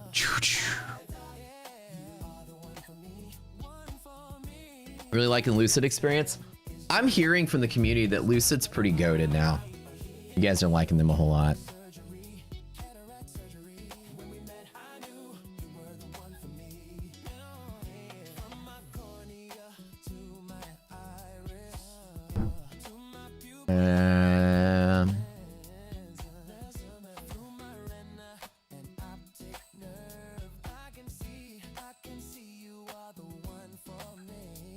It's so nerve-wracking just to sit here around on the edge. Give me some relief, baby. My blood pressure can't take it. Either stop me out or get me going. Just give me one. Give me profit or give me death. Just get it over with. Just get it over with, man. Get it over with, man. Positive resilience. I'm still pressing to fill gaps, so hopefully we can. But man, that S&P just is like sucking ass right now.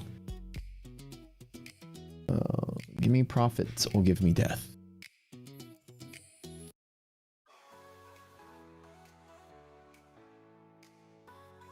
All right. Oh yeah, I didn't know there's a second version of this song.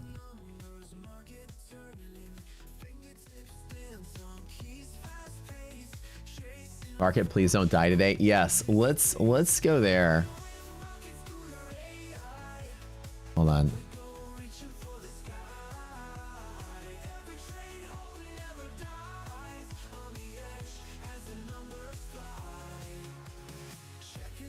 As a matter of fact, let's open this up again. Hold on. Hold on. No, we need the good stuff. We need the good stuff. Hold on.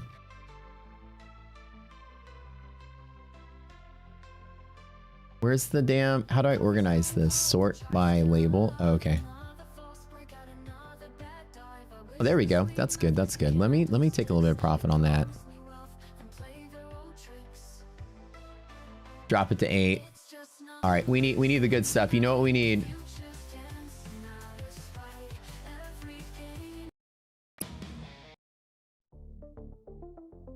We're bringing it out. Keith, where you at, my man? Keith! Keith, get in here. We need you now more than ever. We need you, Keith. Get in here, sir. Get in here. He's probably over at My Funded TV. Bro, where you at?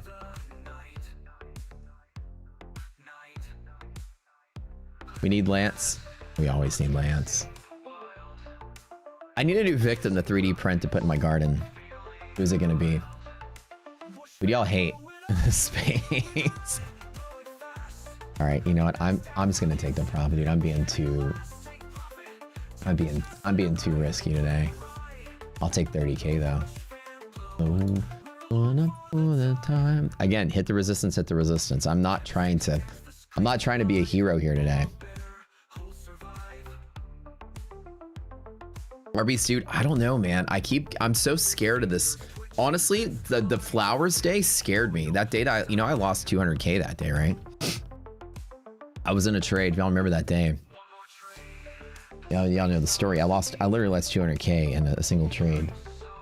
It could have been even worse. It's probably still gonna go up, but I'm just being a wuss about it. I mean, it was like the power of this war stuff is like scary. It was what day was it? It was like way back. Oh, it was this day. Yeah, so like I was trying to short in the close and I had like a 20 contract short. I went downstairs because somebody was delivering flowers and I was downstairs for like 10 minutes. And by the time I got back, Nasdaq had run hundreds of points. And it's like, I didn't put a stop. I just went downstairs. I'm like, I'll be back in a minute. The dumbest decision, just stupid shit. I've been working my way back. I was at 620,000 and I was like at 400. It was stupid scary. And the thing is, like, when you leave your computer, you should always put a stop loss. That's just a fundamental error anybody can make if you're not careful. But in reality, don't just be like, I'll just be downstairs for a couple minutes. If you're going downstairs to get a soda, you better put a stop in this environment. It's just me backsliding a little bit. I'm usually really good about that. But sometimes I'm too cocky and I forget. That cost me a whole week of work and I had to start over. Now I'm back to where I was. I worked my way all the way back. I made 200 and something K in the last week and a half, but still though, like you don't want to have that shit. I could have been up 800 to the million challenge. I want to get this challenge finished, you know? It's the price of my education. Yeah, really, that was like a college tuition. Am I going to do this trade another time? See what I'm saying? The flow just feels weird. Maybe it'll keep going. I don't know, but we are really trapped below MHP today on Nasdaq. The fact that it keeps wanting to go and keeps getting sold off, guys, I think that this is I think the market is still, I don't want to make this trade a fourth time.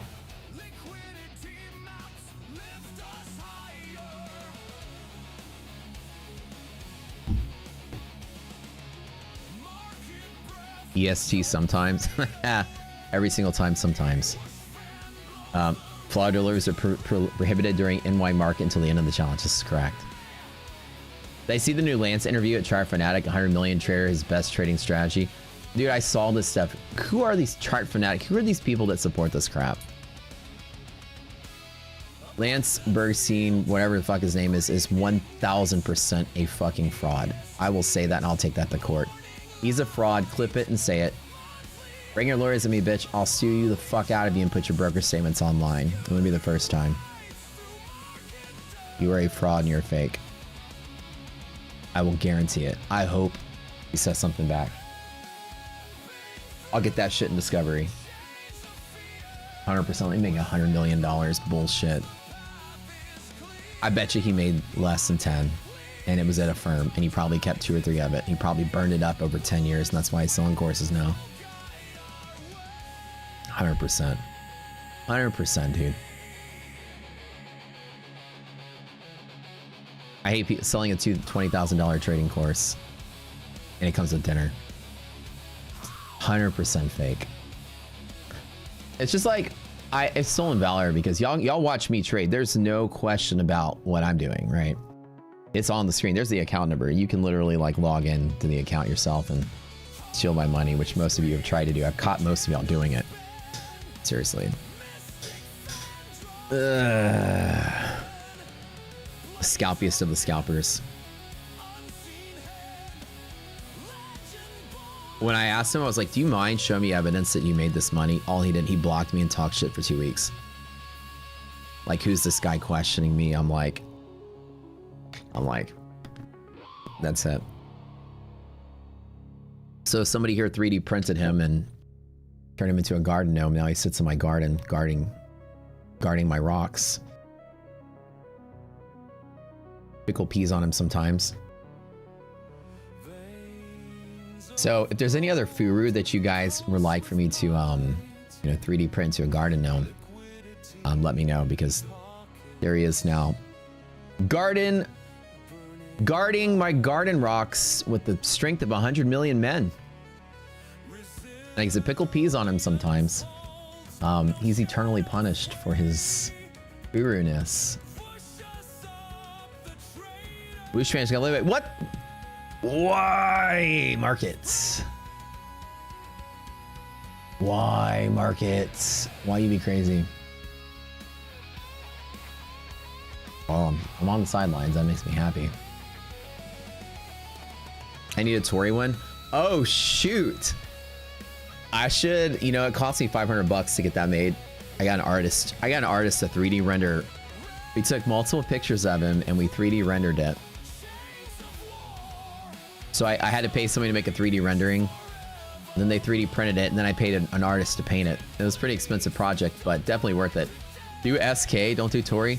No, but I mean, I work with SK, you know. I can't troll somebody I technically work with. We're on the same team. So I can't, because then it would seem like a jestful, like a fun thing that you do with your friends. This is technically a punishment. This is a punishment for your infidelity in the space. You're cheating on honesty. Tori would be funny.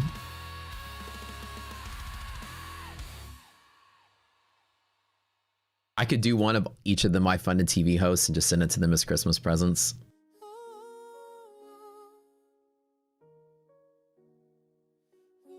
The world needs this.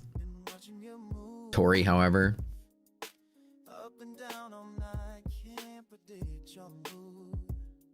AMC guy. Oh yeah, that guy. DJR.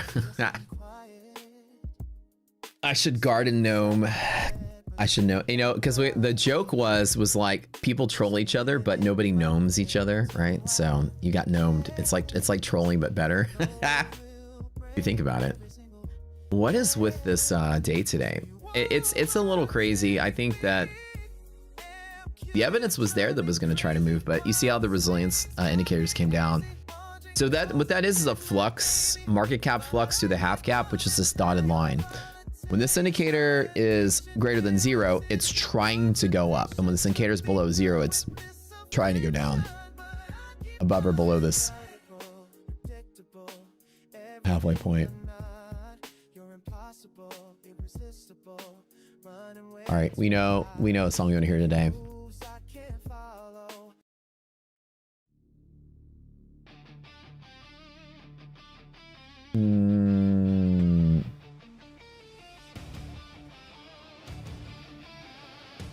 Oh, the thing that Ash and I were working with in My Funded Futures. Yeah, so, well, the story with that is they kind of like cold feet at the end and were like, we don't think that, I'll be honest with you guys, straight up. They said, and this is just between you and me, they said that we want to do it so bad, we just don't see how it's going to work in a business sense. We're concerned that it will distract people from the normal course of using our product. So we're trying to figure out how to design it in a way that it isn't doing that. I don't know. Like, as in, like, if you guys are focused on such a long drawn out event, you're going to just focus on the event and not, like, it'll interrupt sales. Like, so that's the truth. And so we kind of at a standstill of, should we just go through with it, redesign it, or just whatever. And then I got busy with the prop scoring thing, so I never redesigned it. So I was like a little bummed, but I can always take my idea to someone else. But so and again, it's you know, they're a sponsor. We're trying to get them to sponsor this idea that we have. And at first they were like, it's a go. We're green lighting. You guys have a blank check. Do whatever. When we presented them the numbers, after some time, it was kind of like, well, we need to do it in a way that it's. One of the asks was like, can we do it where it's free and everyone can just do it for free on the side? I'm like, yeah, but if it's free, there's no prizes, right? We came up with a sort of trading esports league, in a way. It was like a perpetual cyclic competition meets league meets team meets, you know, kind of like what Tradeify did, but league form, not like, you know, trying to have like team-based trading competition. Ours would be like an esports league where you have coaches and they recruit people, and then you would grow through the league and advance through different levels. It's a really good idea, by the way. Yeah. And Ash and I designed the whole thing together, and it's actually really cool. But if My Funded doesn't want to sponsor it, just because we work at the show, that's the first people we went to talk about it. We can always pitch it to anyone else. I'm not bound contractually to partner with them. I can partner with Tradeify or anyone else that might want to do it. But we want to get a prop firm sponsor behind it. My next thought would be to take it to Ninja Trader directly, but they have the Arena Cup, so they might already have their own vision behind that. But Ninja Trader allows you to design your own Arena Cup. If you're somebody like me that has the ability to like pull a lot of people in to compete, and like I could have a tournament, we'd have thousands of people enter it.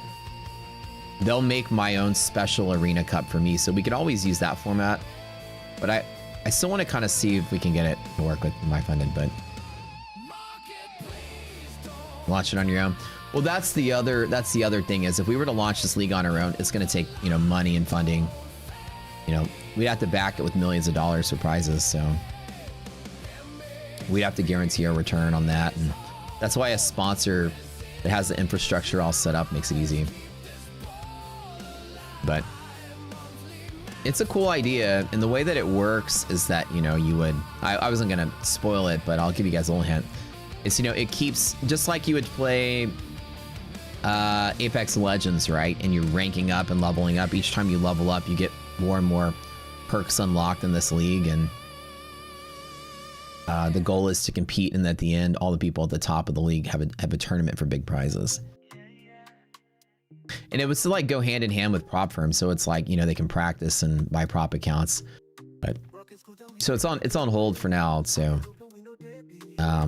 we were challenged with redesigning it, and neither one of us have put time into doing that yet because I got busy with this. But I need to catch up with Matt and talk to him about next step. Until I get the prop site launched, I'm booked, so I really don't have a lot of time. So when this is over, then maybe.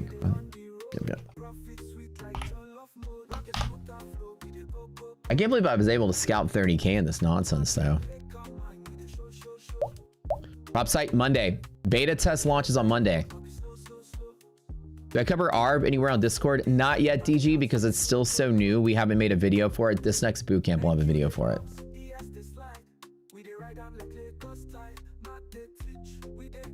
How does TradeFi Select stack up against the other firms? It stacks up pretty well. Like when the scoring site comes out, you'll be able to see how every account stacks up. Yeah.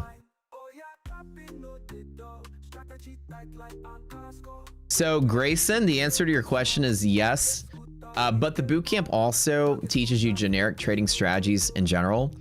So you can use those skills with any trading strategy, like risk management and market avoidance and stuff. Some of the skills I teach are like manual calcs you can do. I would say about 70% of it though is our tools or any volume-based pivots that you have. You can use the same principles around.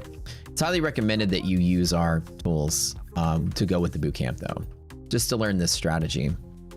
Because ours are all, you know your pivot, you know your probability, bet based on your probability. And that's kind of how we teach it. But that specific mindset can be applied to any trading strategy. I think you're right. If we break low of the day, it's probably just a liquidity sweep. I can see that as well. I can also see that when Fed happens, we could also be down in here. But we got a cluster pivot here. This is really strong. If we sweep through, this is hella strong. So that might be able to survive.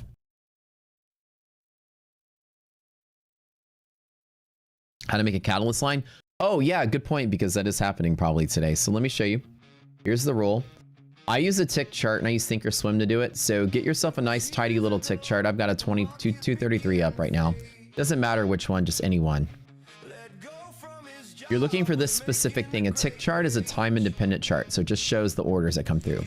You're looking for a period where the market just moves suddenly on a sell imbalance where there's more sellers than buyers. And then once those buyers were found, it tries to meet the middle in a buy imbalance. Remember, when sellers find buyers, liquidity's in the middle. Just put an L right here in the middle. There's the sell, there's the B for buyer. If the liquidity is in the middle and on an event on a sell imbalance meets a buy imbalance, then the market tries to go back up to test the middle, and then all of a sudden it presses through the lows and keeps going. This is known as illiquidity. It's proof that the market buy imbalance was again overpowered by the sell imbalance. You're looking for evidence of that.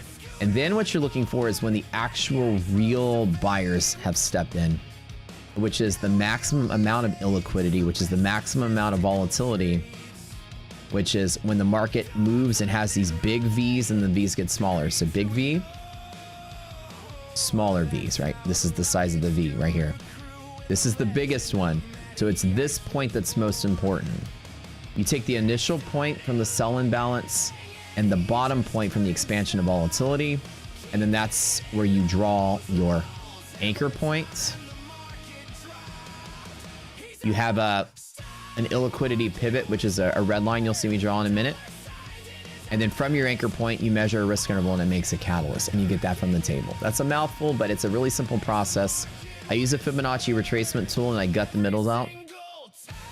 Let's take a guess. Okay, let's start here. Nope, it retraced to the middle. See, I marked high to low. Nope, it retraced to the middle, doesn't count. High to low. Nope, retraced to the middle, doesn't count. Let's go over here. Well, we can start from here. It falls and falls and falls and falls. There's the first kind of big buy imbalance. Okay, nope. Didn't retrace the middle. Good. So there's my anchor point.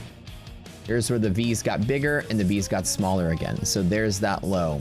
Expansion of volatility, the one I told you about. So your V's, right? V like this, V like this, V like this. Okay. So there's your mark. Here's your anchor point. Here's your pivot.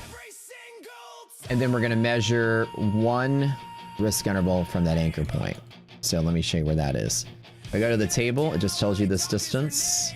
What was that NASDAQ rate? 253.25. So 253.25 from 25,148. Oh, what's happening? 25,148 minus 253.25. It's 24,894. The 24,894 is going to be where your cat line is. And I can draw it right here. And when you lose the cat line, shit speeds up. Well, there it is. We were on the cat line. How cool is that? And that's why things fell and got crazy on that move. So that's kind of cool. So 894 is your cat line, right? It's cool that I should have done that earlier, but you guys get the drill, right? So that, and then so when you break a catalyst, you guys know the drill, right? When you fall through and a cat is active, it creates tremendous amount of volume when you break it, which is exactly what we literally... It's funny that I'm drawing it at the exact moment it's happening, but now... that's exactly it.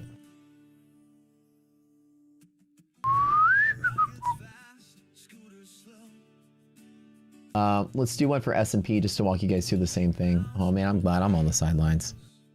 That Arby's trade would have been kind of nice though. S&P, same thing, right? So this retrace, nope. This retrace, nope.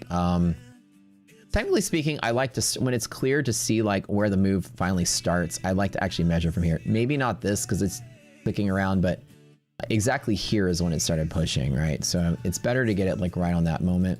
Nasdaq's wasn't as clean.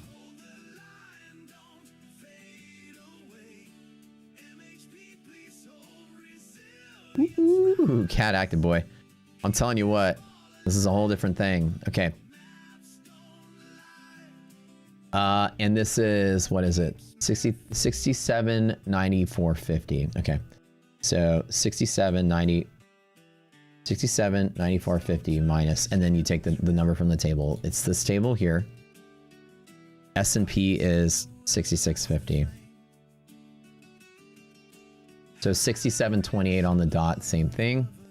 67.28 is here. And that's the cat active line on the S&P. Cluster pivot, lower band, lower MHP down here. In this mode, this could do this. It's hard to believe that we interfed with the cat active, but it's very possible. I'd like to see us interfed up here. Boy, man, I feel like I'm the luckiest trader in the world today. Did you follow how to do that? Hopefully that helps you.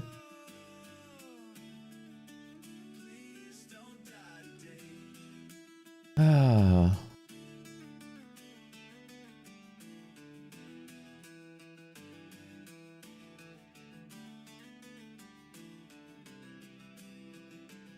right, we'll start our first giveaway in just a little bit. Hold on.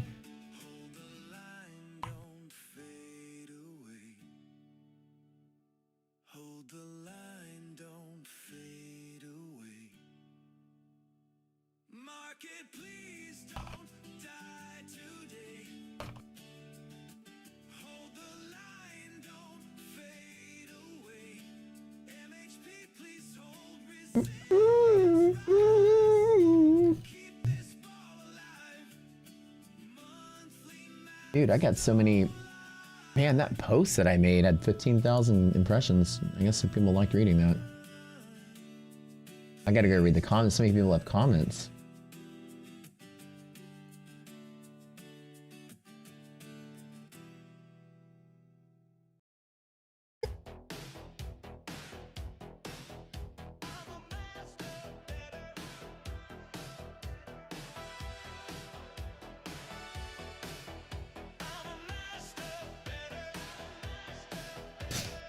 Master better.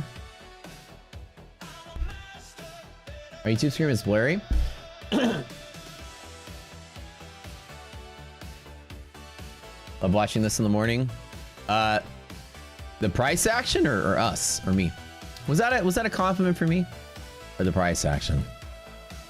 I'm loving watching this price actions on the sidelines, making me feel good.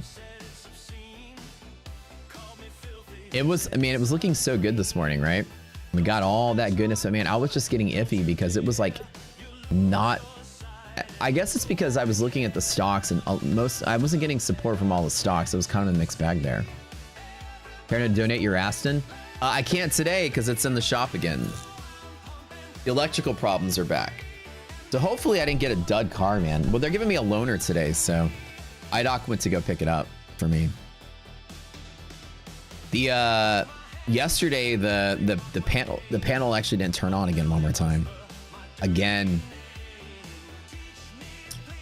So the screen is like glitching out a bunch, so they better fix it up. This is the second time I've taken it in. Yeah. They better replace that thing.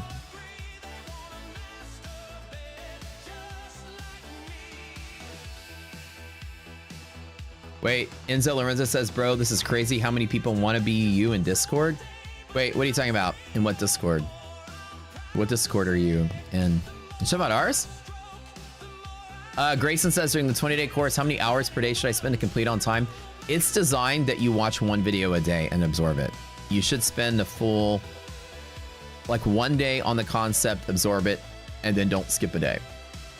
So it's in reality, what I believe in a teaching style is that total immersion is the way to go. I used to actually teach at University of Houston. I was teaching engineering classes for a while, and I had the same philosophy. Is that total immersion is the way to go. You need to constantly be immersed in it, but you can't just like casually take it and take breaks. You have to learn a little bit day one, and then learn a little bit day two, and a little bit day three, and build off it. The example is when I say, if like I'm teaching you how to make a cake, but every detail about it had to be perfect. So like the first day, like I taught you how to sift the flour. You spend all day practicing sifting the flour. And at first it's clunky, but by the end of the day, boy, you got that flour perfect.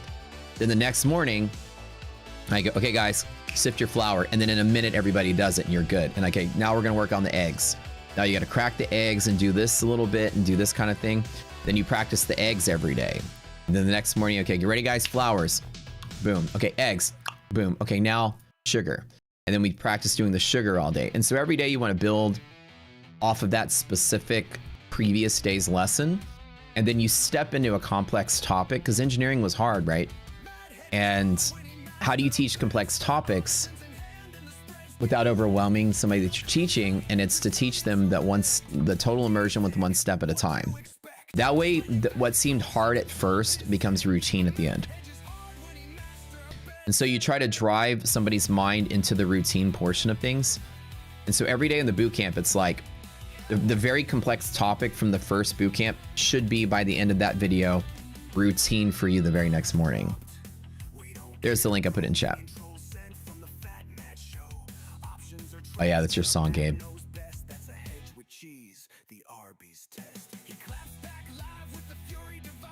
Oh, you're talking about you getting friend requests with my name? Oh my God, Lorenzo, dude, it sucks on Discord. There's so many different impersonators out there.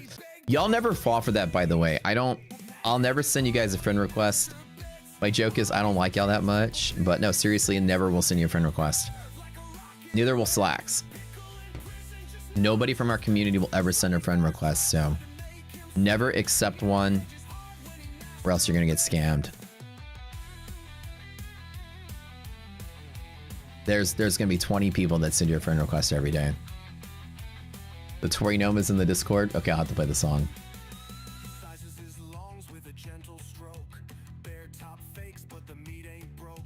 The next live bootcamp, I want to start probably at the end of March.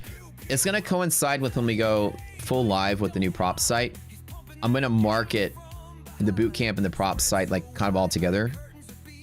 I'm trying to time them together. It has to be live also because I got to get that off the list before I move forward.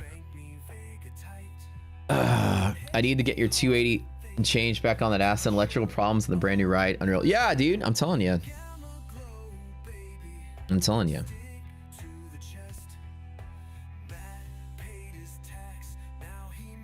We took it in and they were like, let's update the software, and we got it back in the very next day. It's the screen, you know, the big panel like in the console. Sometimes it just doesn't turn on, or it turns on and it glitches while it's turned on. It's like yesterday it was like glitching back and forth between the map and some black screen. It was weird. I'm gonna tell you guys, when it comes to like luxury cars, you're always gonna get something. Dude, when I got the Maserati, the freaking cabin light fell out and was like dangling. Like whatever little plastic clip that was holding it in must have just broke in manufacturing. But you have to kind of think. There's so many little bells and whistles on these luxury cars when you get it fully loaded. You've got a million different things trying to snap together. It just happens. When we got a Samsung TV and it wouldn't work well with the Nintendo Switch. It kept resetting itself. You think when you're spending the extra money on something, you're getting better quality. You're just getting extra shit that you don't need. Idoc was like, our cars? Like, she's like, it's so crazy you got such a nice car and it's like this. I'm like, when I had a Honda Civic in college, I never had a problem. You know why? Because it had 3 parts to it. Wheels, engine, me. That's it. So, you know, like the whole thing is that cars were more simple. Now everything is like, you know, like Bang & Olufsen or like Bowers Wilkinson, and I got this and we got that and this high-end LED screen and Apple CarPlay and Wi-Fi this and blue, and it's like all more shit, more problems, right? It's like you just have more things crammed into it, more wires crammed into it, something's bound to fail. It's like the probability of failure will go up the more components you have. So when everybody always says like they had some kind of Range Rover had an issue or some kind of G-Wagon had an issue, it's because you got it fully loaded. Yeah, your seat massager wiring came undone and then it's glitching out. That's exactly what it is, you know. You just got so many different parts. The probability of failure is more realized with more components that could fail. There's a industrial engineering problem in there somewhere. Just like I mean, look at how many things are in this car. Something's bound to.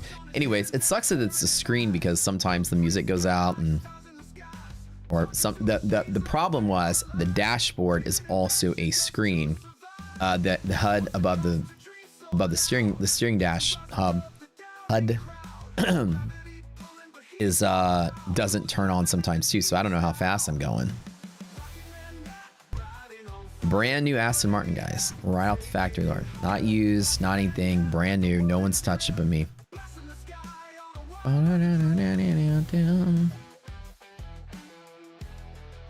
The hard top on your BMW broke after the first month you bought it. It cost are you kidding? $5,000? Oh, dude, are you kidding? That sucks. That really, they didn't replace that either. They didn't, like, was it under warranty? Are you drinking Ecto Cooler?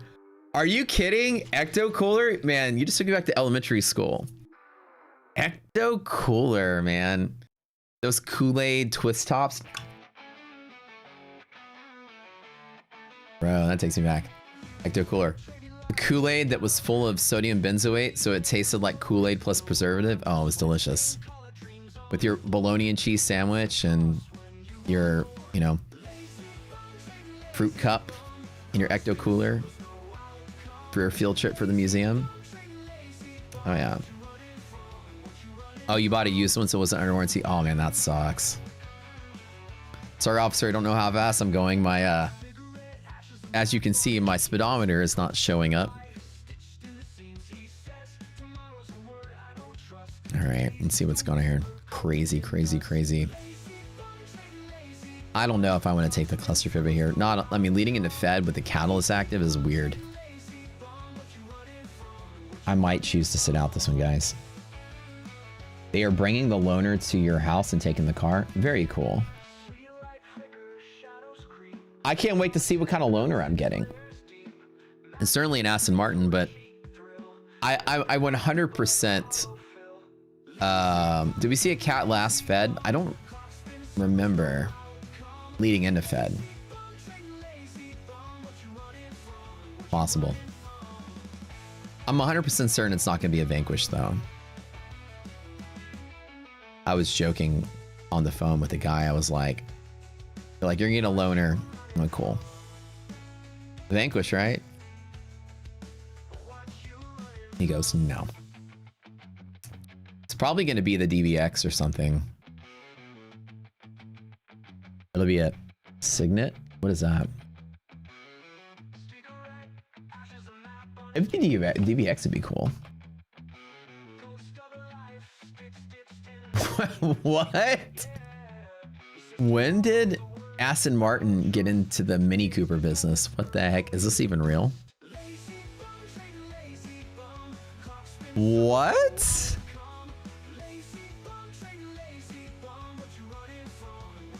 When did this ever happen? Oh God, I used to call these the death trap cards. There was a time, it was like 2010.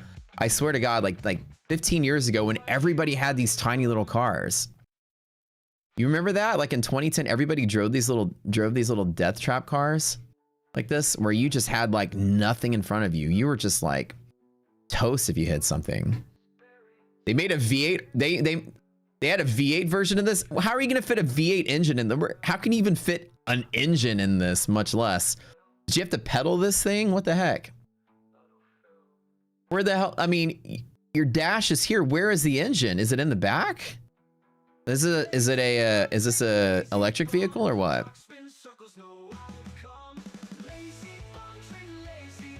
Where did the engine even go on there? There's no way you can fit a V8 engine in there. Have you seen the Aston V8 engine? Is massive.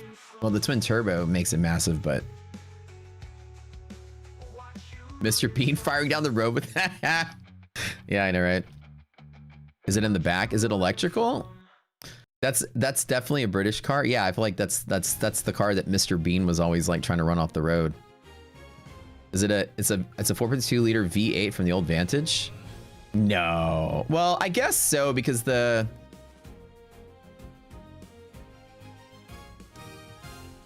oh, I can't believe this song is on here.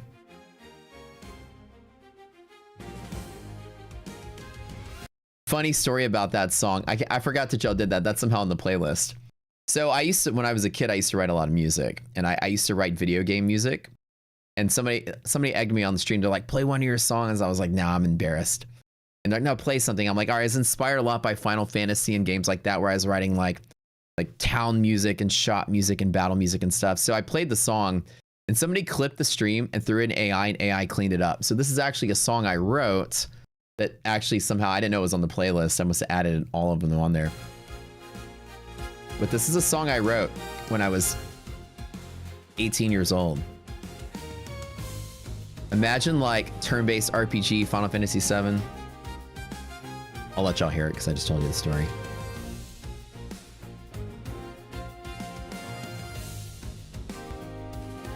This is AI's cleaning it up a little bit. It's got like 80% of it right.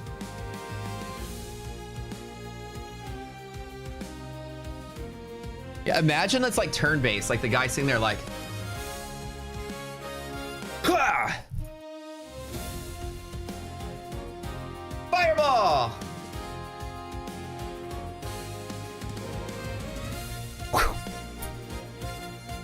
know what I'm talking about? Like the old school, like Cloud with his, ugh. But yeah, like one of my early aspirations, well, I mean, you guys know I was a musician when I was a kid. I was in bands. I sung in a metal band. Fireball!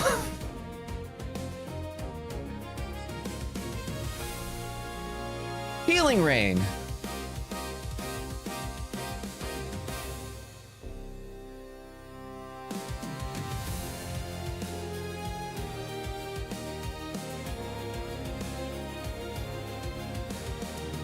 Put them in a game.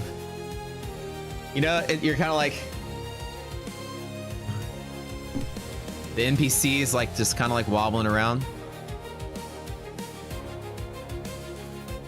By the way, I heard that they're what did I hear today? They have they're remaking Halo Combat Evolved in Unreal Engine 5. Did y'all hear about that? We bring it back, Halo 1, baby. Like, coming back. You have no idea how much Halo CE I will be playing when that's released. That's coming out this year, by the way. That's the new game. I don't know if people were. Let me Google it really quick. Halo Campaign Evolved is a full remake of Halo Combat Evolved, scheduled to release on Steam, Xbox, PC, PlayStation in 2026, developed by Halo Studios using Unreal Engine 5. 4K visuals, 4-player online co-op, new missions, expanded arsenal. Expanded arsenal? Guys, that's exactly what we'll be doing. I'm already getting bored of Arc Raiders anyways. Imagine, and what they said, just like keeping the 40-year-olds in the mosh pit, baby. We're back. We're back.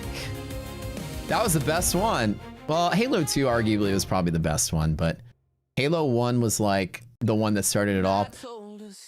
But they said they're keeping the mechanics, so they're not changing the game at all. So guess what's coming back, baby? Warthog jumps. Let's go. You know, like the weird wonky physics where you can just walk over and flip the tank back over.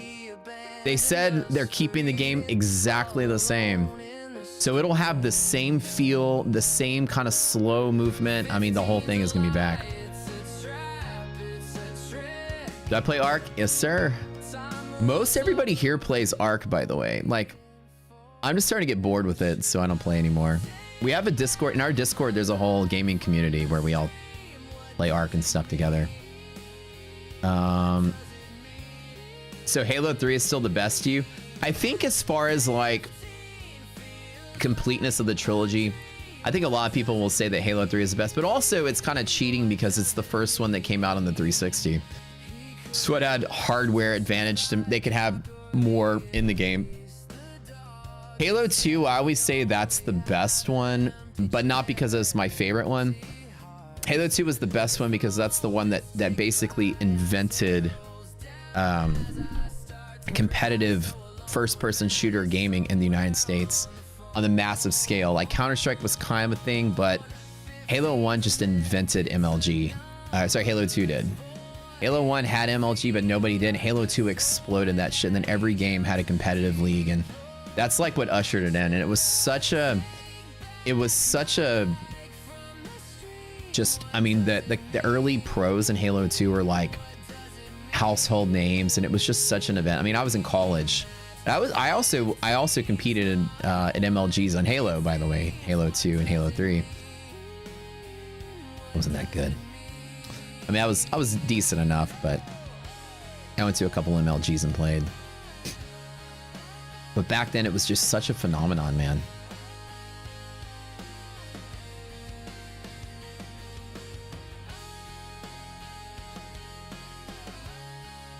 But just to see like 4K Combat Evolved would be kind of neat. Oh, no. Where they are now, the Ogre Twins. I think Dan is streaming for a while. He was streaming. One of them quit. Let's see which one of the Ogre Twins still streams. Streams on Twitch and streams playing like other games. Step right up to Matt's wild show. Tune in live for the day trade flow. Futures flying as the charts. We all know why you really roll. Tom streams. Yeah, so Dan retired and Tom still streams on Twitch. So I don't know what happened with everyone else. So since I lived in Houston, like in Texas, so I knew Zios, remember that guy, and then Killer N. Those are the guys.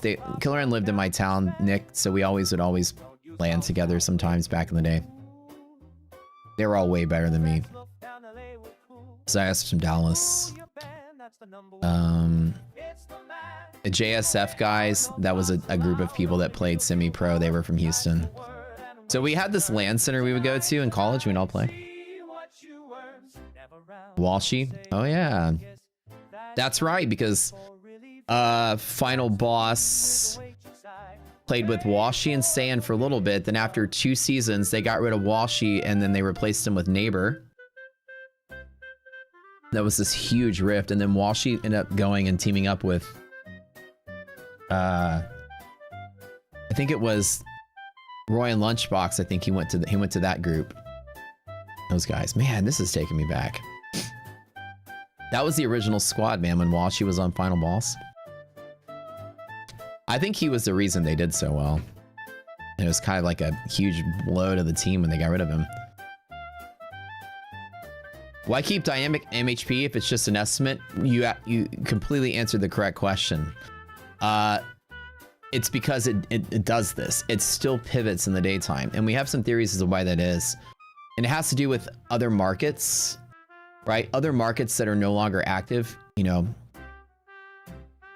Asian markets, for instance, are closed, right? But their robots are still hedging off of the same level they were playing with last night. That makes sense. What will it take for us to get out of the range? We're locked in since November. I don't know, man. With the economic data being as bad as it is, it just feels like the market's on its way down. All right, let's do a giveaway really quick, because I know I promised I do one. First giveaway we always do is Elite Trader Funding. They give 1 free account away on our stream every day. Ooh.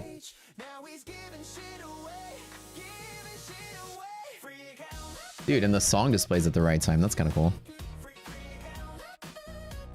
Type in ETF in chat, guys. It's gonna take the market needs to sell off, Jumara. I think it's like it's just an inevitability at this point. The economic data is looking bad. We need some kind of flush to really get things moving. We haven't had any good movement even when the data was kind of good. I think Wall Street's kind of married to the fact that we might be on the tipping point of a small recession again. If DD ratio is less than 50, it means the lower DD band has a higher chance to fail. Yeah, Scruffles, 100%. You nailed it. I always still take a long anyways, but when I don't have the Simon Dean thinks a big recession. Ooh. Could be.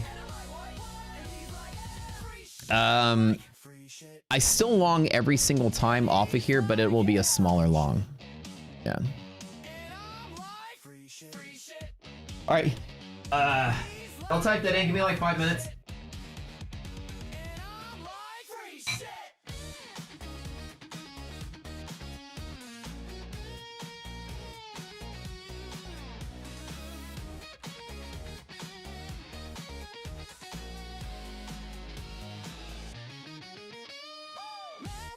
Shit away, he's giving shit away. Free account, he's giving shit away. He's giving shit away. Free account, Matt won the prize at the BDH. Now he's giving shit away, giving shit away. Free account.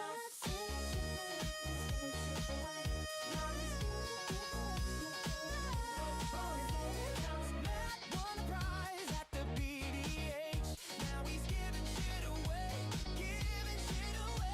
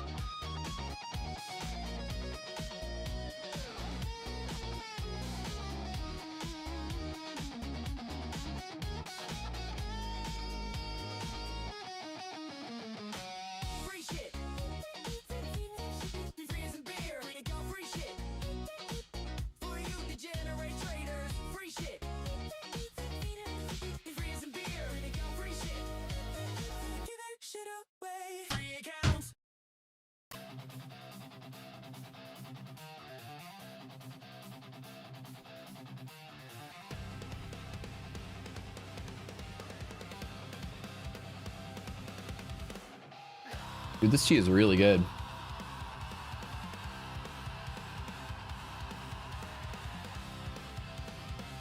Yeah, this is a place called Molly Tea. She went to Chinatown to get this. It's really good.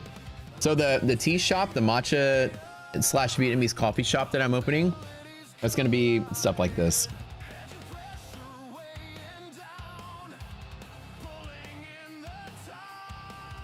Like really good stuff. You guys have Vietnamese drip coffee before? So that's like my new business endeavor that we're planning right now.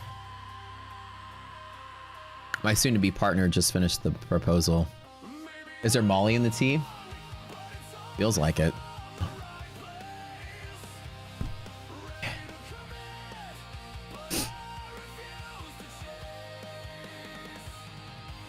Dude, so strong, man. Now, I think it'll be good because there's not any drip coffee places in the Montrose area. There's a big coffee culture there, and of course, like, we're gonna try to build it. Now, we don't know if we have enough space. We're gonna try to build it right next to the fitness studio. Can you guys still see me? Oh, that's weird. Okay, good. Yeah, so we're opening a high-end fitness studio, and we have a space that we're gonna rent. And there's an extra 1,200 square feet that we don't need. So we can divide it up, but we kind of came with the idea because there was another idea we were going to eventually open up. So I just said, why don't we just do both at the same time? So we might grab that space for it, but we might actually go out and get a bigger space elsewhere because we might want to have a lot of seating area and room and stuff. And we might need to go to closer to like 1,200 or 1,400 or bigger. So we have a 3,000 square foot space that we're going to try to divide up into two spots. One being the coffee's tea shop, as being fitness, but we might actually move the tea shop elsewhere. But the idea that we had the option inspired me just to get started with the other thing. And now we're committed to opening both. So yeah, so it's going to be a Vietnamese coffee shop.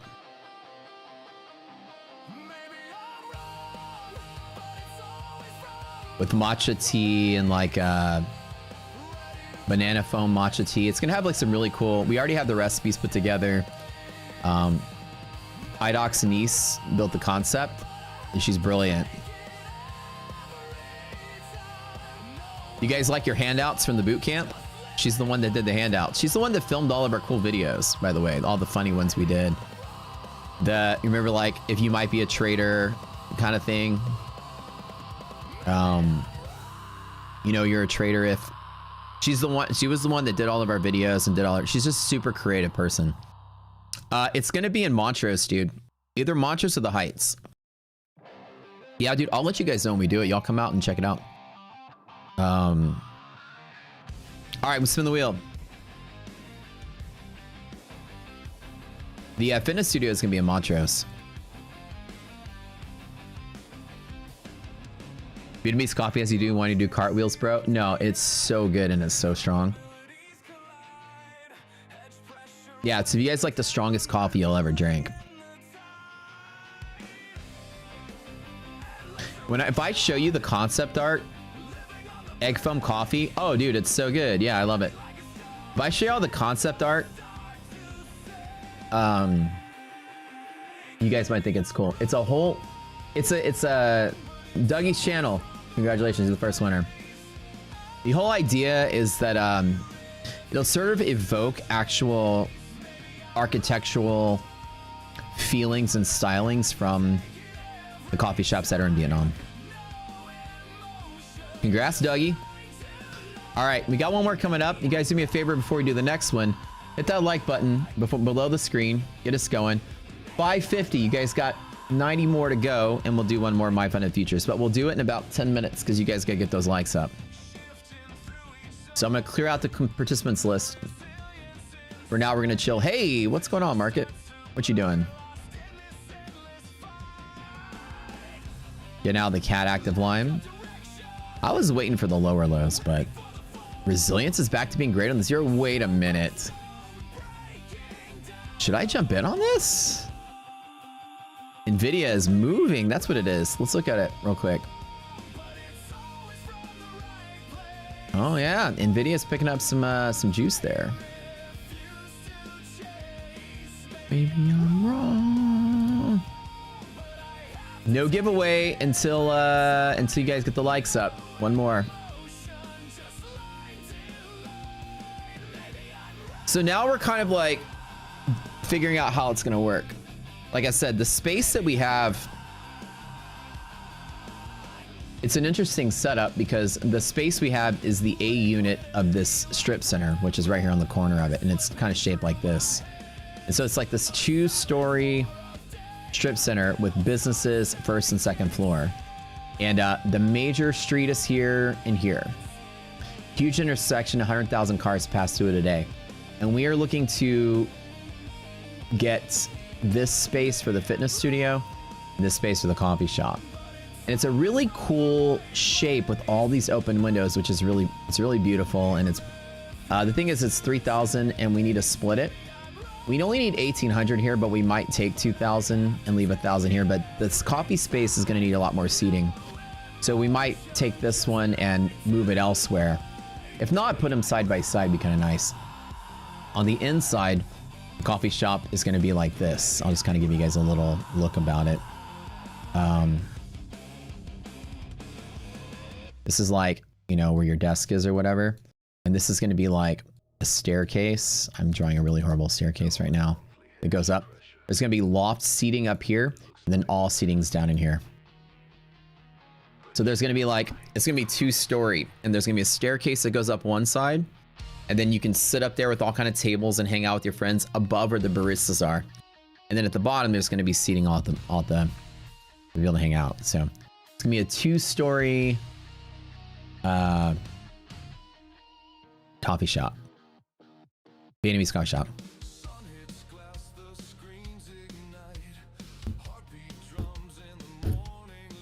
Any idea what we're gonna name it? Yes, sir. But I don't want to say it yet until it comes out. The name is perfect. Let me tell you a funny story about the name. Make sure your design is ADA compliant. Oh, no, 100%. Yeah, we have all that. We've done enough businesses that we know how to do all that. All right.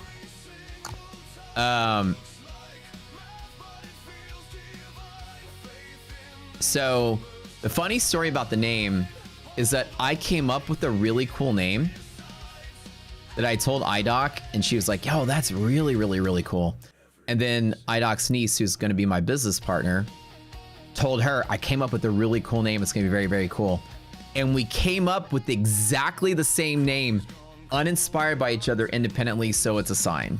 Imagine the odds of that. When I tell you the name down the road, we both, it has nothing to do with Rocket, Rock Scooter, nothing. We live the DD bands. To have both of us come up with the same exact name independently is a sign. It is when if I tell you the name, it's the perfect name for it. And it's not something like Rocket Matcha or whatever. It's a name that just sounds cool and it's so fitting for what it is. I'm not gonna tell you guys until it's official. I'll have to tell you later. We have contacts for coffee beans all around the world. Yeah. Hey. Actually, right. We are in the middle of working with suppliers and distributors right now. I'm trying to get contracts. Monray Vandernest, can you send me an email at matt@rocketscooter.com? Matcha. It's not something goofy like that. It's actually something that's pretty cool. You know what it is? See Wisdom. All right, take a guess. If anybody guesses it, I'll tell you if you guess it right.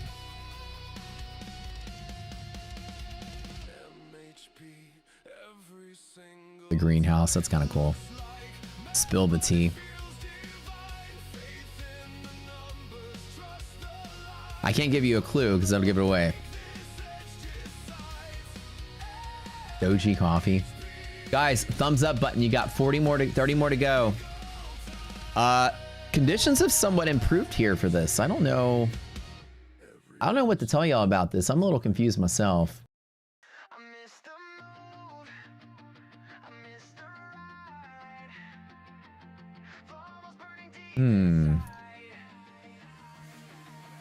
Somebody said Saigon Drip. That's actually a cool name, but that's not it. Pickle tea, no. It's not gonna be. There's no irony or ironic names or comedy names. It's not gonna be something goofy like By the Dip. Somebody said Viet fucking T. Hell yeah, that'd be a cool name. Did I get in? No. Met your matcha. Hey, I like that. That's cool. That's cool. Big Ego Coffee. Terrific. Scootin' and Tootin'. That's it. You guys guessed it. It's Scootin' and Tooting. Saigon Trip is a sick name. It sounds cool, right? It also sounds like an STD at the same time. So, like things with drip in the name. Oh, I got the old Saigon Drip. Oh shit. Oh, I'll get some antibiotics, man. That'll clear that right up. Yep. Come on, I know some of you guys in here had the drippy dick at some point. We all went to college.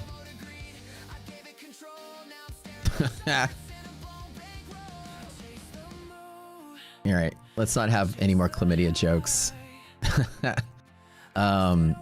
When is the news? At 2 p.m. is when the Fed has the announcement and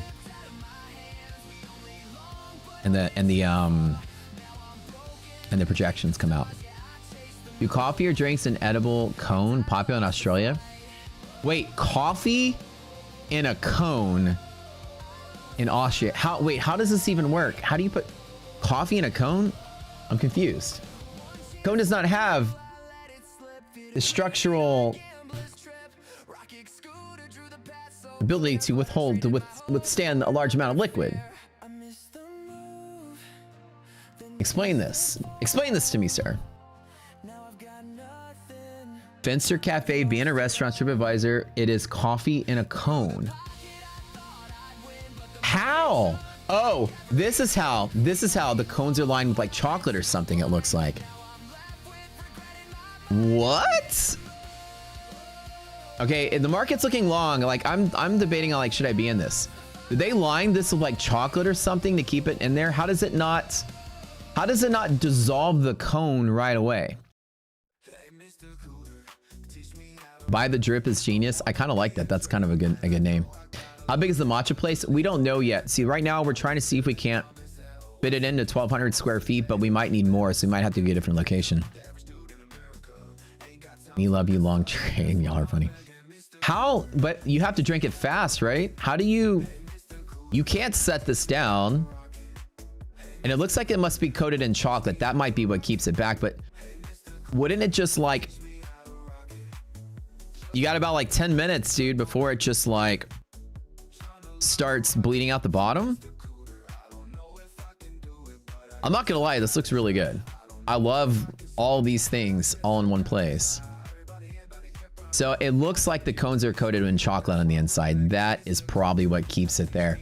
If you pour hot liquid on a waffle cone, it's literally just gonna like melt right through it in like a minute.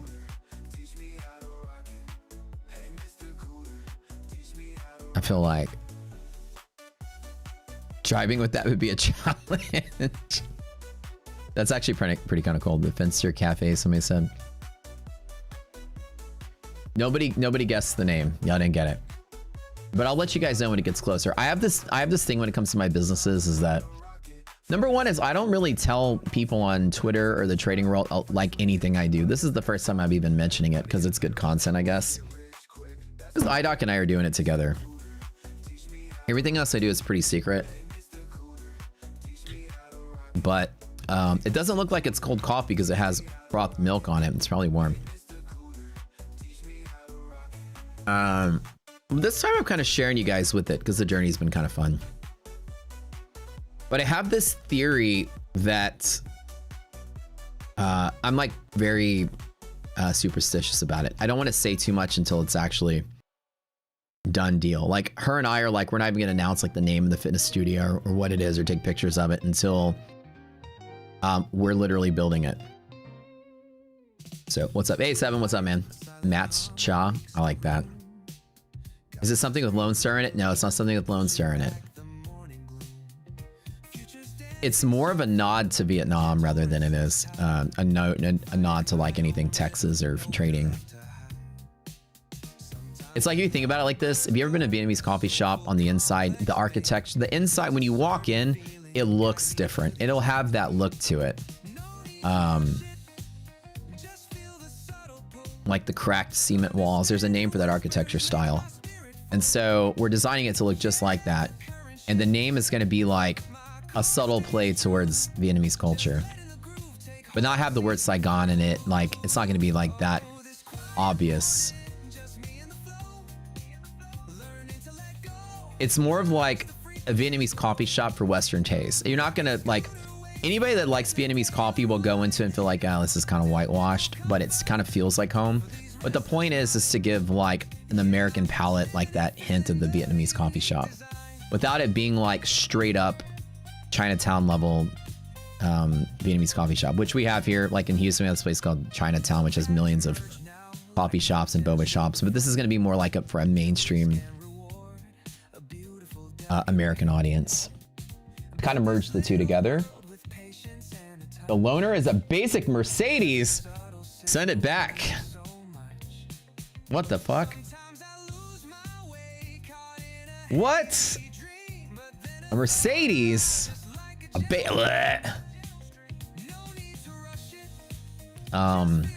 no, you're not gonna get it. You're not gonna get it.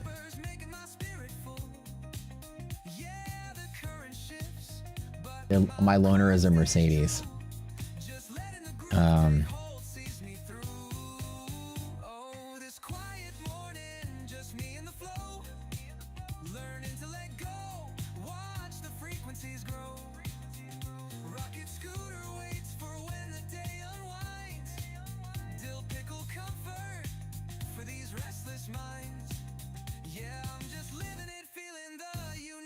What's the difference between American coffee and Vietnamese coffee?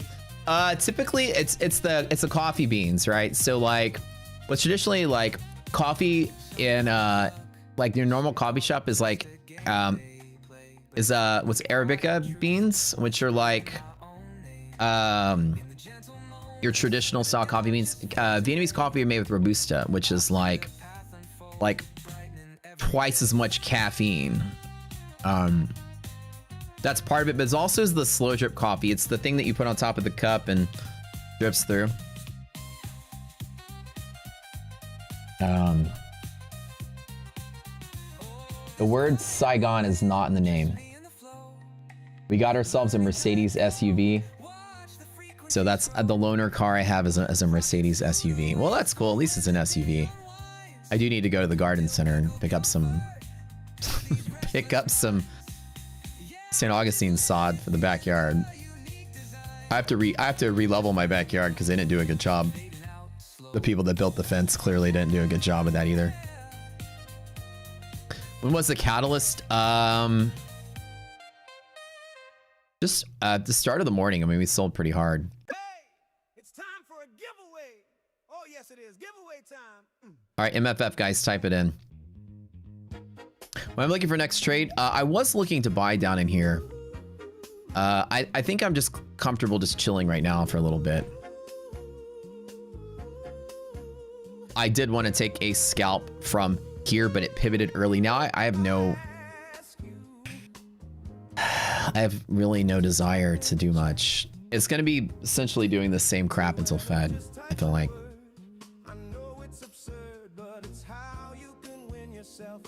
Mercedes are really reliable, well-rounded cars. I was just being funny. It's not a bad car. I was just mad that it wasn't an Aston. They should have sent me like a DBX or something. Apparently all of their Aston loaners are gone, so they sent me another loaner from their used car lot, I guess.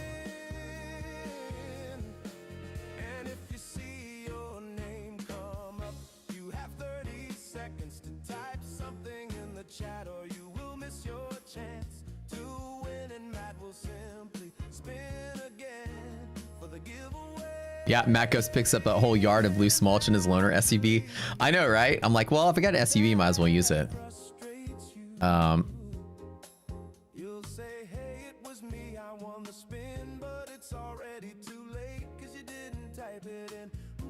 Your ass puckers when you see a Mercedes come in. Yeah. Well, I guess that's cool. They better fix my You better fix that. I'm tired of having to take my brand new car to the shop. Second time. Yeah, I gotta go pick up about 30 square feet of sod Thursday morning. They didn't grade the backyard area properly so that it pulls water near the house where I built my little garden. So right underneath the garden, it just collects water. So it's been, and I'm gonna rip it all up and throw some sand underneath it and regrade it to slope towards the drain. So like I'll just take the SUV to the garden center, throw the sod in the back of it, dirty their car up. That's coffee car cone. That's the name of it. How did you know? You guessed it, brother. But I'm really excited because this will be my first coffee shop, tea shop. But the whole part about it is that it's supposed to be like, the goal is to make it, I want to build a brand that can go regional, if lucky national. You know, but if anything, we want to build it to be able to franchise it out. So the concept is cool enough to where it's like, you know, there's a million coffee and tea shops in like the Asia towns of the different cities, right? We have this place we call it Chinatown, but it's really like all different ethnicities of Asia have giant clusters of businesses and shops. It's such a, if you ever come to Houston, go to what they call Chinatown. It's so cool, dude. You feel like you're going to a different country. The street signs are written in Mandarin. I mean, it's like, it's that, it literally takes you in. And there's millions of things like this out there, but for like a mainstream sort of like American palate, there's not much outside of those areas. So our goal was like, we can make something that brings that sort of vibe, but make it very Americanized so that it can be sort of like, try to create some kind of new buzz around it. Like it's a stronger coffee, it's a healthier tea sort of thing, but then create like a blend of the two concepts. And then if it does well, the goal was to franchise it out. And so currently, like right now, we're designing the concept in a like a pseudo framework for a franchise model. That part I'm working on.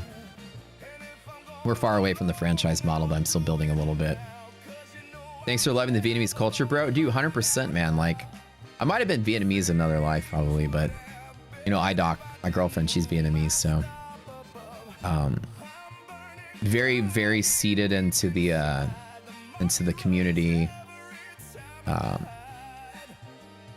I've learned so much about the culture through her and her family. It's just, there's just so much rich history with it. It's cool. You think I was? Yeah. Feel like that's probably the case. I think you are. Yeah. Yeah. Cheers. Cheers. I think so. I think I was some kind of Asian something in my past life. I was also a New Yorker in one of my lives. Why do you say that? Because I love baseball. I love hot dogs. I love snow. I love Broadway. I love ice skating. It all sounds like shit that a tourist would do in New York. Yeah. Yeah. But the Viet part surprises me. Like, wow, you're very cultured. Like, he loves like the Zen, the temple, the traditions, the culture. I was Buddhist, certainly in another life. Definitely were Buddhist. You're reincarnated into your body. Yeah. Today. I think so. I live almost like I'm like a wise Eastern sage that would like the old bald man with the beard that's just sitting under the tree. Yeah. That was probably me in the 1300s. Gather round, children. I have a story to tell. A man with 3 fish was carrying his fishing rod, and I'm telling some parable or something, you know, like. Fish carrying his fishing rod. A man had 3 fish, and I don't know. And they were carrying his fishing rod. That's what you came up with. I don't know. You wise man. That's not that wise, but it was something. Okay, now at the cat active line, this is a long entry point to bet that we aren't in Catalyst being in a Fed. Oh, do I want to take this or not? I don't know, y'all. This is too scary of a setup. It doesn't look good. Nah, I'm too scared. All right. Swing the wheel in 5, 4, 3, 2, 1. Still waiting for the older sister to make an appearance. They keep asking if you have a sister. Oh, she doesn't look fun. Continue. They're like, no, continue with the fish story. I'd like to see where it goes. A man had 3 fish. One of the fish was big. One of the fish was small. One of the fish was just right. I don't know. This is sounding like Goldilocks. Gather around, kids. I have a story to tell. A bear and a fox were in a forest. Gene trading. Jean trading, I bet. Could be Jean. Jean? Like a Trump speech kind of does. Why is it so slow? It's like they built a randomizer into this spinny wheel. Sometimes it's slow, sometimes it's fast. You saw a picture where Matt was surrounded by like 5 girls? Those rookie numbers. I got plenty of pictures surrounded by at least 10. As always, everywhere I go. Probably talking about the party photos. I never even posted those on Instagram to make a little real. Did I? From the 100K party. No, they're talking about your Oh shit. Oh yeah. I did stroll up to New Year's the month that I met her. I did this huge New Year's party and I walked into a club. I had 8 girls with me.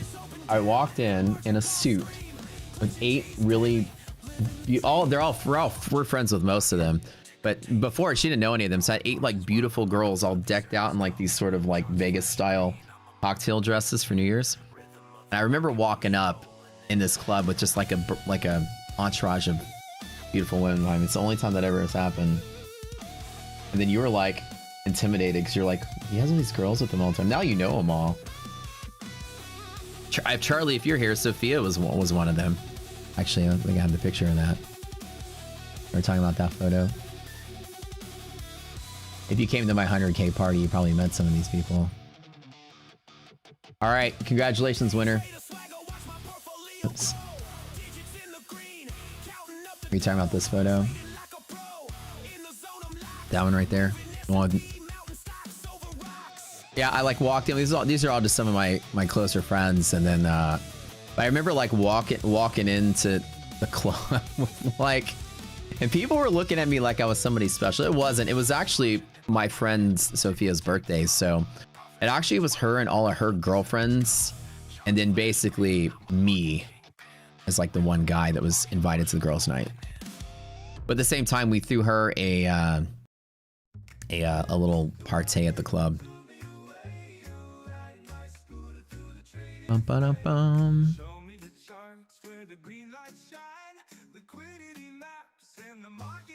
But oh, that's yours. But I think like meeting you for the first time. What did you think when you were like, oh, there's all these girls here, and like, you think I was like some kind of player or something? Yeah. I like that photo though. It makes me look important. Did you show them how you messed up his haircut? Look at our dog, guys. You notice something different about his ears here? Bring him closer. I want to show this to the people. You want to notice something about... Oh, whoa. You now see like the back of his ears. Look at this. Look at this. You notice something different about Pickle? Like this side right here. Do you see how he's got long ear hair? And this side is all gone. She gave him like the equivalent of the bowl cut. Like like literally she just snipped his hair on one side and the other, so his hair is like lopsided. Are you ever gonna finish that up or what? No, I'm gonna let it grow out and then have a professional cut it. This poor kid is gonna get bullied at school. Getting bullied.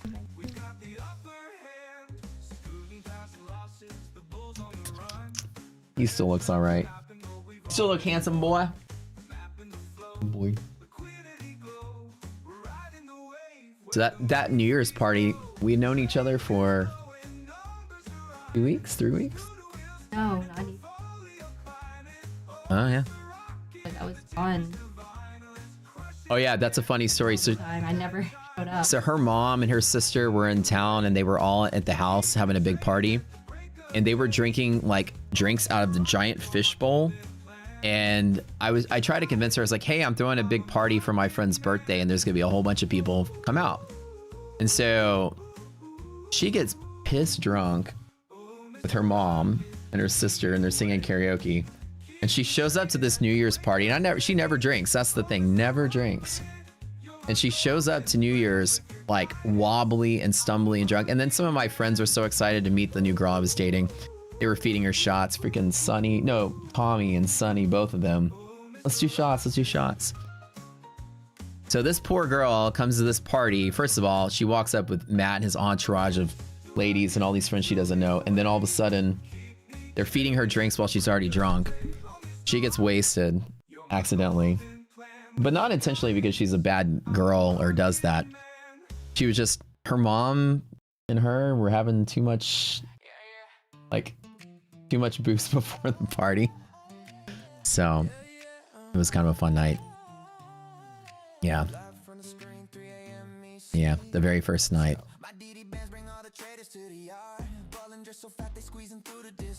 We met on Grindr.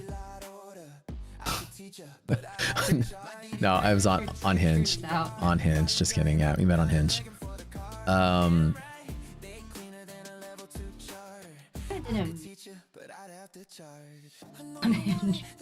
I told him the story yesterday of how you ghosted me twice. New Year's party. Yeah, you were. All right, somebody had a new song in over here. But not that I'm gonna tell them the whole New Year's story, but you didn't make the best first impression. But like that's the funniest part. Unless you want me to tell the story.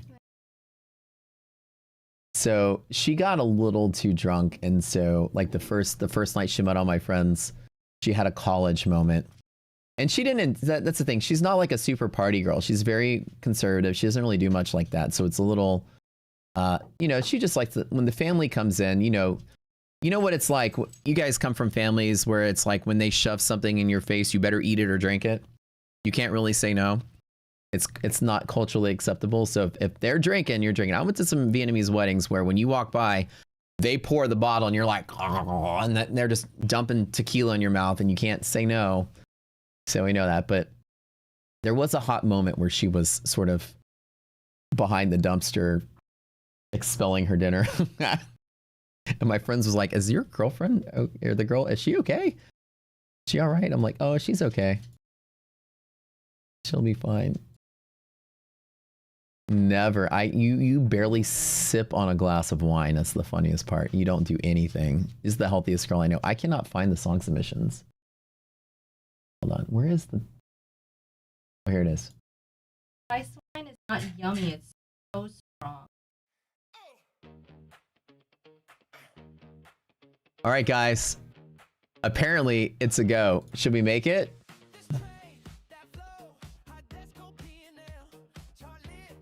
Should we make Tori the Trendline's garden gnome? What? To stand next to Lance? Is that worth another? The problem is, as funny as it is for you guys, we don't really have any beef with this girl, but it would be kind of funny to...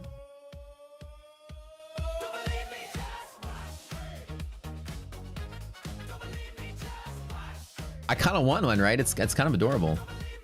All right, honestly, guys, to be honest, this is not a bad place maybe to possibly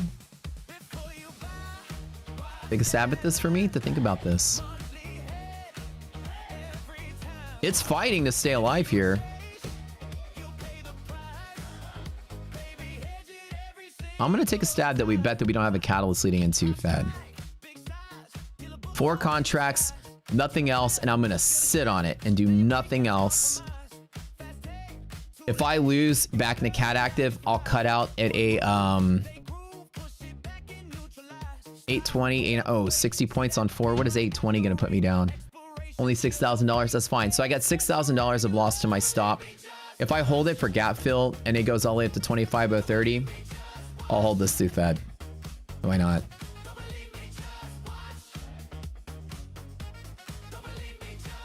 It's 11,000, right? 2-to-1 trade.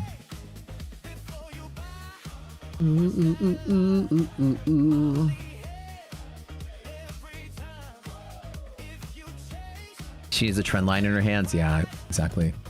That's, yeah, so somebody, I guess, yeah, that was Tori. I like that.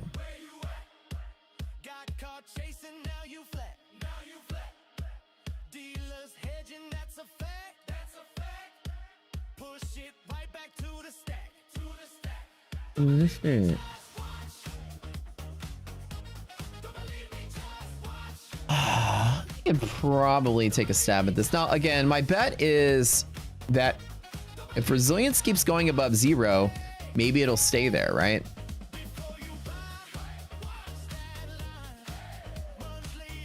I mean, I'm happy making 30 grand. I can't complain about that.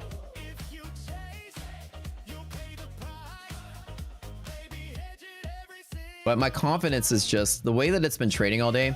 I don't have a huge bit of confidence in this one, so I really don't really care to like to take a lot of risk. But I can ride on it for another 10K. I do 6 contracts instead of 4. 10 is my normal small trade. So when I do 10 in this account at 571,000 is what I consider small for this challenge. And I do an accelerated risk challenge. Normally I should probably be trading 10 at the most, but I'm allowing myself to trade between 10 and 50. And again, 10 to 20 is what I'm considering small to medium. Jake, that's a pretty cool song, dude. I liked it. Y'all threw some other songs in there. I'll have to play them later. I have to check them out. I like it.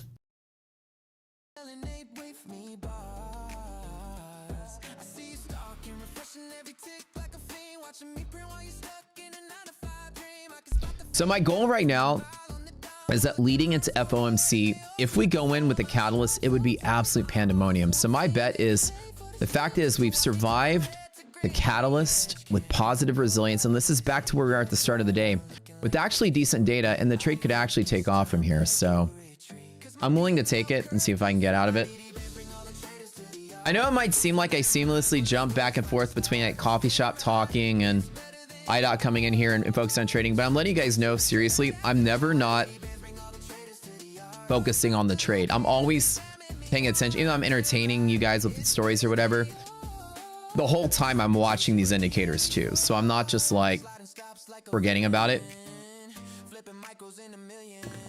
I'm just pretty quick at like knowing what I want to see and making a decision. What are these colored lines in the resilience chart? Yeah, there's 3 different resiliences, right? There are tiebreakers at 3 different spots. So when you get to one of the levels, you consult resilience to see what the probability is of it breaking. This orange line here is this orange line here. Because it's less than 0, this orange line says resistance. White line above 0, the white line says support. This says support, and it's the tiebreaker at this area right here, but the whole box is considered supportive. So it basically points arrows up and down whether it's support or resistance, and this blue one is actually resistance, right? So that's why it kind of fought there for a while. So when you map it all out, you can kind of just have this sort of flow path where you can see some options. If we break from here, there's a play from here with that resistance per resilience. If we break from here, there's a play from here to there. Resistance meets support. This is a different confluence for that support, which is why this had that pressure to push up. So you can kind of map out some flow paths. Like if the FOMC pops us to here today, I'd be willing to short it down because the resilience is less than 0. Oh, the Alma Mater song? I remember this one.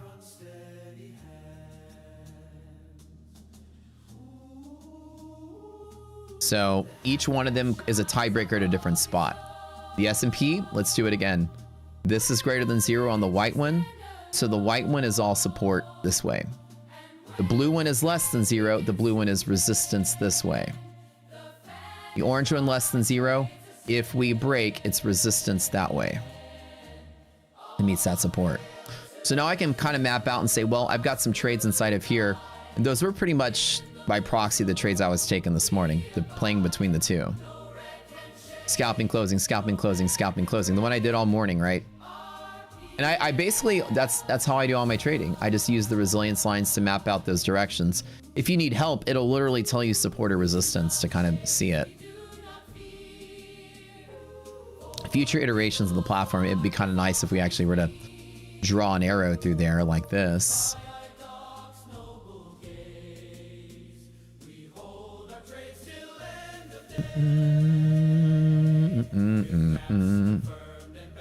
How do I feel confident about entering along with all this chop so far today? It's because the stock conditions got better. My confidence is not that high. That's why my position size is pretty small. But I've seen the resilience on NASDAQ grow more and more and more positive. Resilience is the net market cap flux of stocks through their half gap. More and more and more and more stocks have broken above their half gap to fill their gaps. So NASDAQ is now pricing down here when more and more and more and more stocks are moving right here. There's a discrepancy. And with positive arbitrage, it also points in the direction that the NASDAQ, I mean, it's actually close to zero, but it's not negative, which means the NASDAQ is actually pressing lower than the stocks themselves price it at if they complete their gap fills. So the potential for NASDAQ from here is to move up 100 points. So resilience is by far my favorite indicator in the history of all indicators. It's so good at seeing something before it happens. Right? It doesn't mean that we're going to rally, but it means the likelihood is pretty high that as long as the stocks stay where they are, this has the potential to go all the way to there. And you can see that while nobody's looking or nobody's acting, everybody just feels like the market's going to sell off. It's slowly trying to build pressure, move up there. Case in point number 2 is that I'm looking at the volatility, and volatility is stalling out as well. VIX is sort of holding up. So if the volatility collapses and the market becomes liquid here, then we just squeeze back up. So as VIX is starting to tick down, it's showing that the market is actually very liquid here. If Neon was here, he would talk to you about his price velocity that he looks at. It would imply that it's extremely liquid at this point. Liquid markets don't sell off easily. So it failed to sell once, failed to sell twice, stayed above here. And it's very rare that you walk into such a big event like Fed with a catalyst active scenario. It's like the market would like to be sort of in the middle of all of this before. So my bet also is that we don't walk into Fed with cat active. Did I meet Cucumber Neon on Grindr too? I met Sir Darb on Grindr. Yeah, that's how it worked. So liquid markets have a hard time selling off. So am I believing this market's bullish? I'm not. No. Not at all. Do I feel like there's a bull pop play in the middle of this? I do. Do I feel like we're gonna break highs? Not really. Do I think that we could do maybe complete this move here? Then FOMC takes us to there. And then we're fighting there at FOMC? I think so. I think it's extremely possible. Remember, FOMC is going to be a coin flip, right? So, yeah.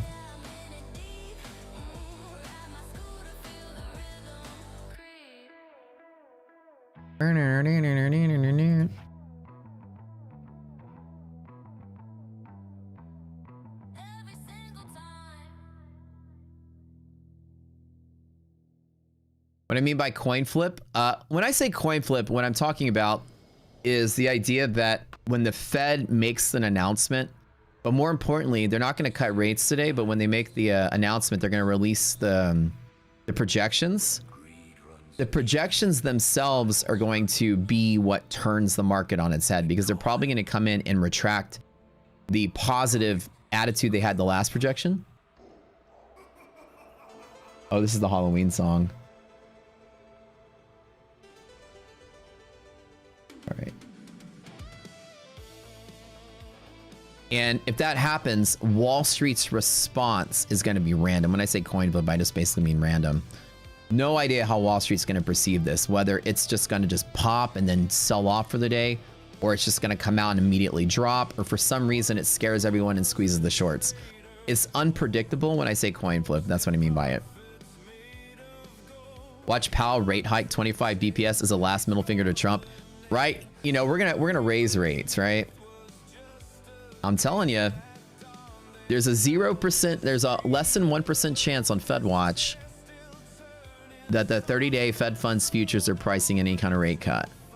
So if a rate cut or rate hike or anything happens, oh, that would just flip the market on its head.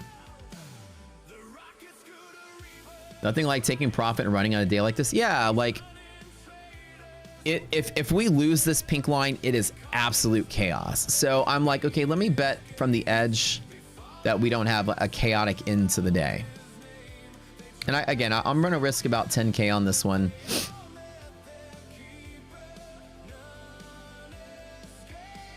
We'll see.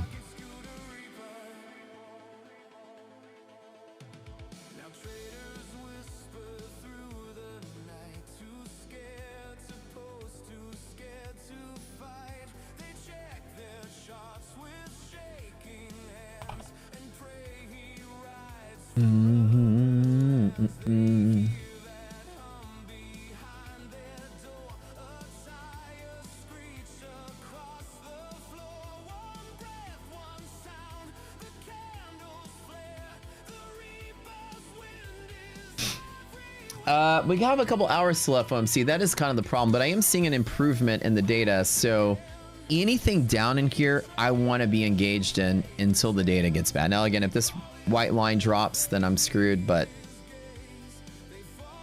it seems to be a cliche to continue trying to short this today. Like, it just seems to be the obvious thing.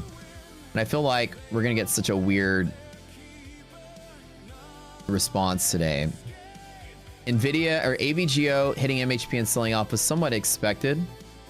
Nvidia is actually pressing through into pocket. It's holding its open, which is surprising, but we're not getting a lot of movement.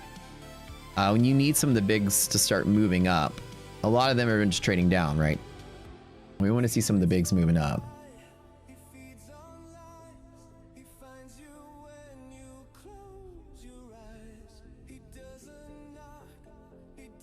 Alrighty.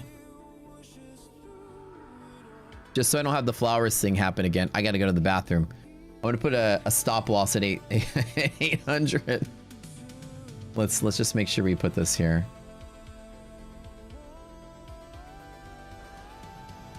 There we go. All right. Just in case. All right, I'll be back.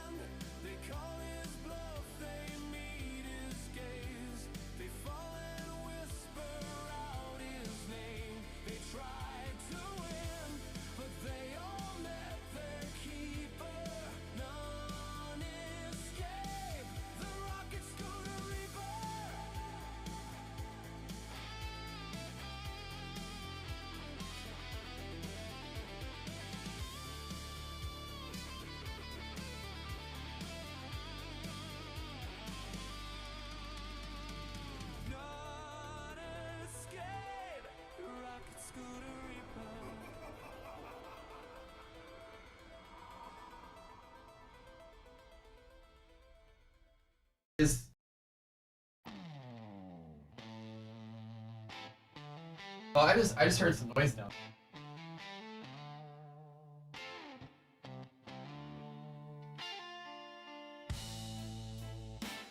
All right.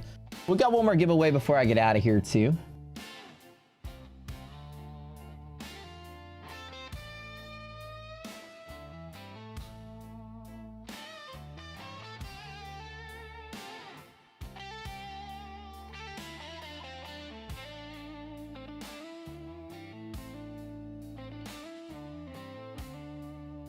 I triggered the cat line today.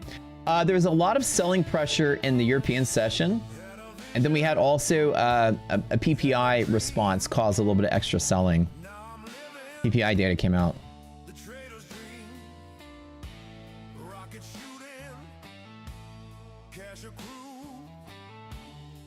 Who's the shooter? Rocket scooter. I'm the trader. I'm the winner. I'm the scooter. I'm the shooter. Rocket. I'm the trader. I'm the winner. I'm the scooter. I'm the shooter.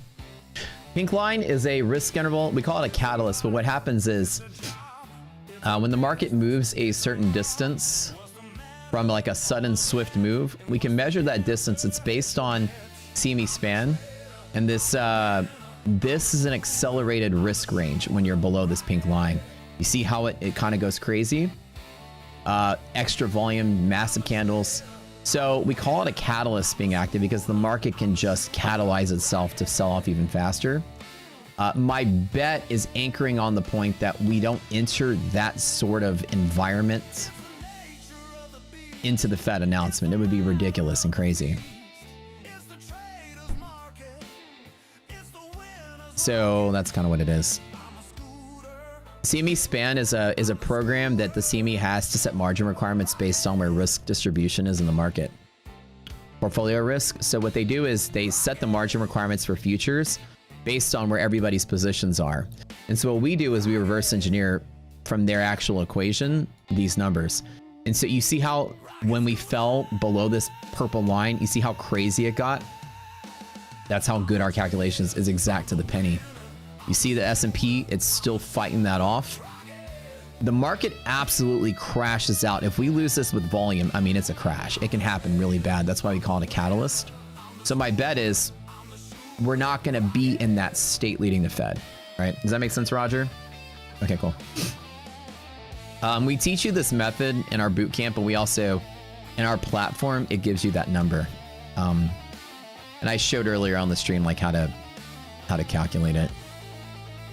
So it's a risky bet. I am like literally betting on the edge of a cliff with crumbly rocks under my feet.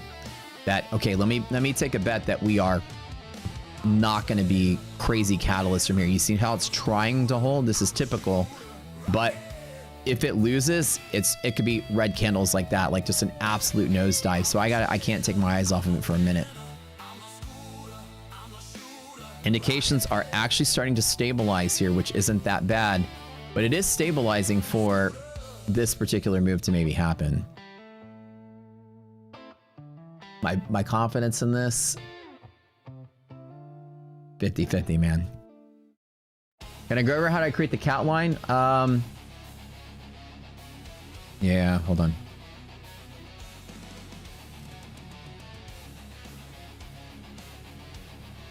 Okay, it's easier to see on a time independent chart, like a tick chart. 233, any tick chart amount is good, just so you can see the orders instead of the candles, or the minute candles. So you start from when the moves kind of takes place, like the swift part of the move. You're looking for something where the market like just moves very quickly. When you have a buy and sell imbalance, right? Anytime the market has a sell imbalance, price drops to find buyers. Anytime there's a buy imbalance, price raises to find sellers. If you meet in the middle, then the market's found liquidity. So we're looking for illiquid spots, not liquid spots. So when it's like dancing like this, it certainly has found the middle. This doesn't qualify. Dancing like this, it certainly found the middle of this. That doesn't qualify. Well, and this is just chopping. And then here is where it fell and fell and turned up and didn't hit the middle. There's the check. So this is what you're looking for, like that moment in time where the imbalance actually was proven to be starting from. You're isolating an imbalance, right? So that's it. You find that place. And what you're looking for is where a sell imbalance doesn't meet the middle and continues to fall lower and goes lower. And then as that volatility starts to pick up, these V's get bigger. And then at some point they get smaller again and do whatever. You're looking for the starting point of that run. And then you're looking for the maximum V, or the maximum volatility, which is the maximum illiquidity. When illiquidity is highest, is the highest, volatility is the highest, when liquidity is the lowest. So when that liquidity goes up and volatility goes down, like this V is getting smaller, then you can see that this is where the buyers were found. The buy imbalance starts there. So you're finding the first sell imbalance that's proven. This proves the sell imbalance. Then you're finding where the maximum sell imbalance occurs is right here. And then the buyers stepped in there. Sellers, buyers, and then ultimately you get the middle of that. That creates this red line. This is a guaranteed high volume pivot. When you get to it, volume will go crazy when that whole thing rebalances.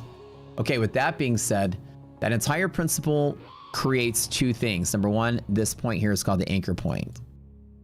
This part here is called the illiquidity pivot.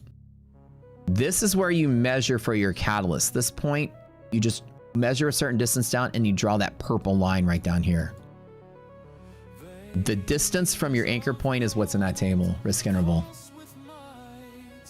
When you do it just right, you're gonna have two really solid things to go with you. Number one, 67.74 is what's called we call them impact lines, but it's a pivot. So let me draw it because we're probably gonna see it today.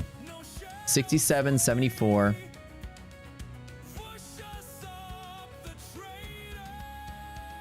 So an example, if the Fed just skyrockets today, this thing will touch this pivot right there to test that whole imbalance.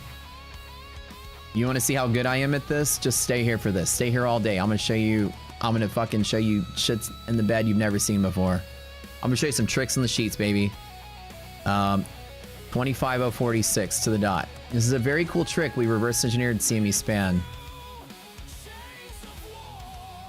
This is a concept that's based around their one of their risk scenarios. I'm saying for FOMC. So I'm gonna go to my funded TV and then I'll come back for FOMC. Neon will be streaming, but I will be here in chat, so he'll be covering it. Yeah. Am I using a margin-based approach or volatility-based approach for the risk interval band, Test Berkeley? It's based on margin requirements, yeah.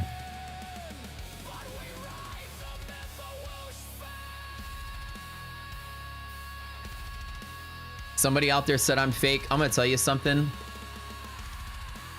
Nobody out there on YouTube, on Twitter, on anything trades like I do. I've made more money trading this quarter than every single streaming influencer has made in the last year. Probably the only person actually making money trading. One of the only people making money trading. Can't fake this. They just get mad that we're getting bigger. Some people can sell their way into an audience. I trade my way into one. But I am AI. I'm not a real person. That part's fake.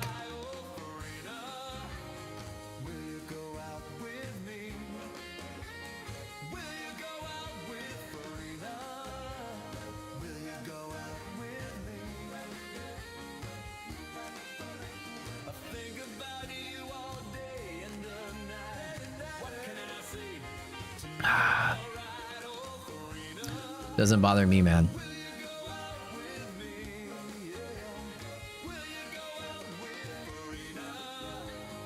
What you got with Farina? Do I use trend lines? I don't use trend lines.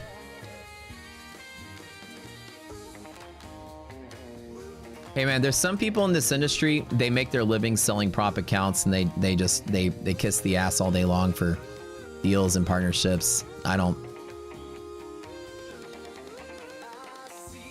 There are some months of my life I make $1 million a month trading and doing business. I give two shits about kissing the ass of the prop industry for a $20,000 affiliate check like all these goobers out there do. It's a really sad world of people bowing down to the desperation for these checks because none of them make money trading. So I'm like the one person that doesn't give a shit. And so the prop industry try to take me out to dinner and stuff, and oh, we want you to support us. We got this big release. Do we got your support? Like lobbying, literally. Taking me out to dinner. We got your support, right? You know, you're gonna help us with this, and I'm like, nah, no thanks.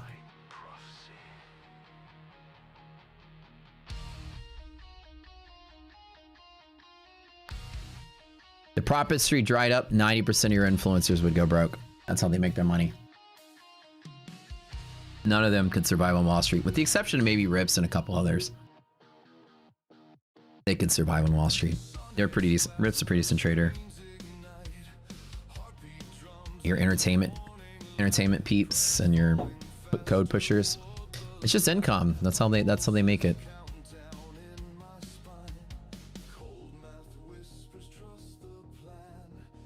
But I don't care what happens in the prop space. I had a code with Apex, and I'm putting tweets out there saying, hey, do you guys think Apex is a scam? They're like, hey, you need to take that down. You're starting to piss off management. I'm like, so what? That's what it's like out there. They want people to sell for them. They don't want people to talk truth about it. So it is what it is.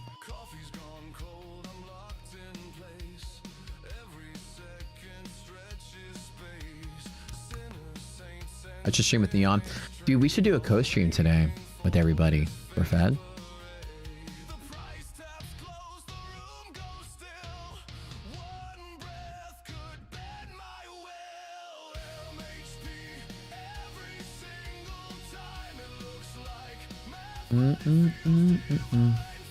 I think people out there that have anything to say, they're just a little jealous because, you know, they have to sell a story or sell some kind of idea. I just trade.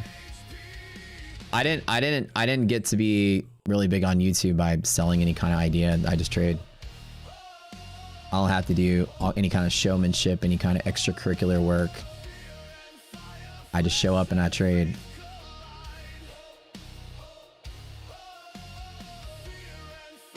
Our community places in the top in every competition we do. I mean, we're just a group of talented traders. I mean, that's it. We just do our thing and we crush it and we get really big, and at that point people have something to say. But you know, nobody has anything to say because nobody ever says, I'll bet you $10 million in a trading competition. Let's go head to head. 5 million start. Nobody ever says stuff like that, because one thing that nobody ever does is challenge how good I am in trading. It's just a world of showmanship out there. Everyone has something to say, but nobody ever says, I'm gonna prove you that I'm better than you. Zero people, and I mean 0 people, have the balls to fucking do that. I would absolutely wipe the fucking floor with any 2 influencers taped together. I would beat both of their P&Ls put together. That's how good I am. And I bet any amount of money for that. I would absolutely demolish any fucking streamer that wants to come at me. Demolish in a trading competition. Anybody.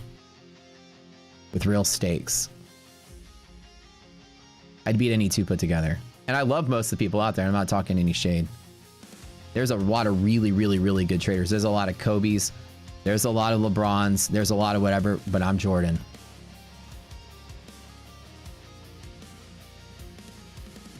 They're great. I'm better. No shade. Even against my friends. I know I'm good.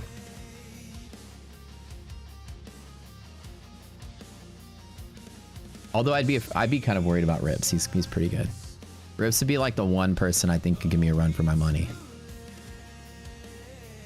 He's a really strong trader and he works really well under pressure. I've seen it. I'm baseball Jordan. LOL. Yeah. So it doesn't bother me what other people say.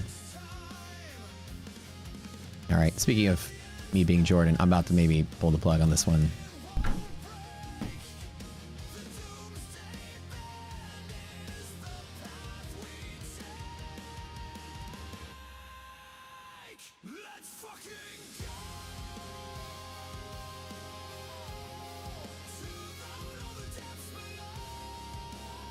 A streamer turned $50 into $20K in 10 trades. That's possible with futures.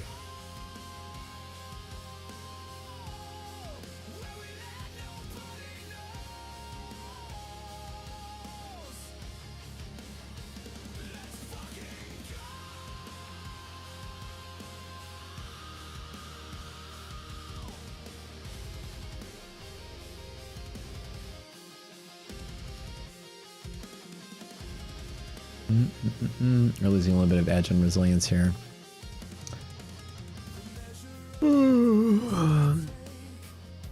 How do you beat margin with 50 bucks? I have no idea how somebody could turn $50 into 20K. $50 will get you 1 micro. But that's it. You got to win on your first trade and then you can't trade again.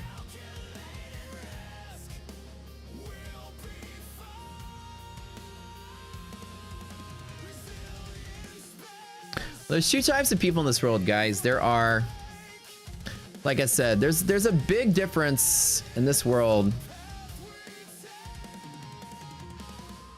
between the #1 YouTuber who trades and the #1 trader who YouTubes. There's a big difference between those 2 people. And I'm the other one. I'm the second one. I'm a trader that YouTubes. I ain't a YouTuber that trades. A big difference in job resumes. Both of those fucking jobs are so different. I just trade. YouTube as a side gig for me. For other people in this world, YouTube or Twitter, all that is their main gig. And trading is like the focus for their content. For me, content is a side focus for my trading.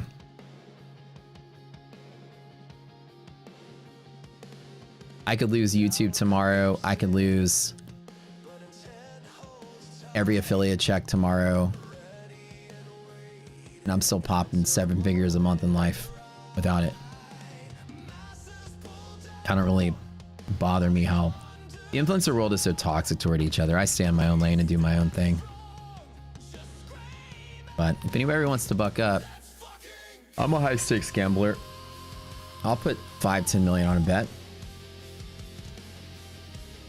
Just send them my way. Anybody send them my way if they want to play big with the big dogs.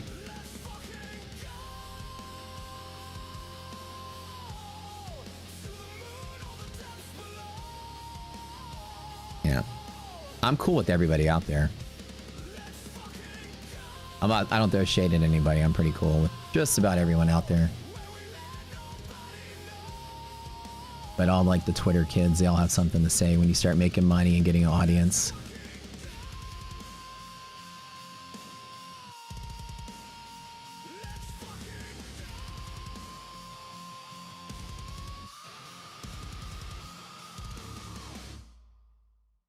Yeah, for me, YouTube and socials and Twitter, it's all for fun. Like,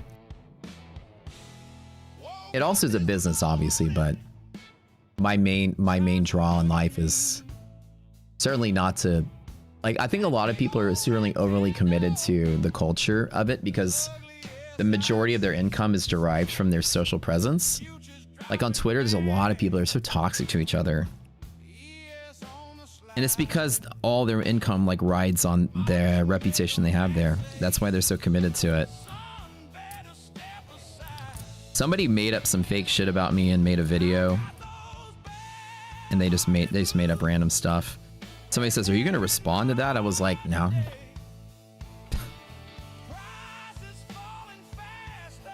Why would I? Why would I care?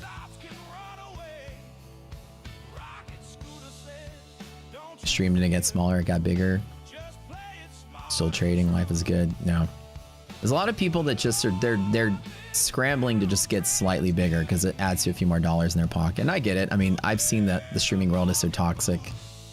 The whole point of it is to get other people's audience to engage in you, because when you start talking about, see, look, we're talking about it, right? Then people start crossing over. They want to go check this out or check that out. There's a game to it. Since it's not a huge source of my, I mean, I'm not gonna lie. Every day I stream is worth about $20,000 to $30,000 worth from all the things that come up at rocket scooter sales, affiliate sales, YouTube money, other product sales, all the deals I have. 10 to 30,000 a day is about how much YouTube is paying me as a whole. So it's significant, right? The whole business, not just YouTubing, right? All of it together. And of course, I'm like paying tons of salaries with it and stuff too. So it's definitely, I can see like the drive for people to care so much about it. But man, for some people, it's all that they do.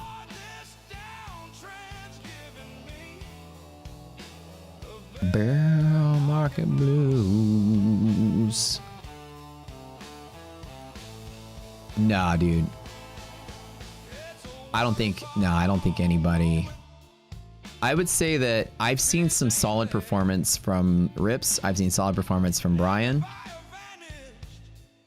As far as the streamers go, I've never seen solid performance from anyone else. I don't know anyone else on YouTube who's profitable as a trader. It's not throwing shade at anybody. That's just a stated fact. I mean, profitable is in like, show me your tax returns. You make like $6 million last year, and I haven't seen a lot of people out there that are. There's like a bajillion streamers and Twitter folks that are trading props, but I don't consider prop trading to count for that. I mean, like real account trading. Here's a real account. You've made millions with it. I'm talking that level. And I wish there were more people that did that, because I love meeting talented traders that I can learn from and, you know, be friends with.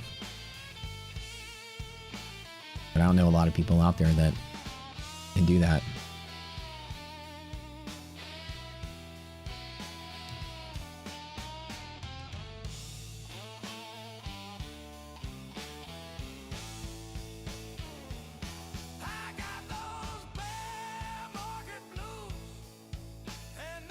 Do I manage on my personal accounts? You mean trading accounts or like manage money in general? So I have like a bookkeeper and an accountant and a tax advisor all managing my money. Are you talking about my trading accounts? I manage them all myself.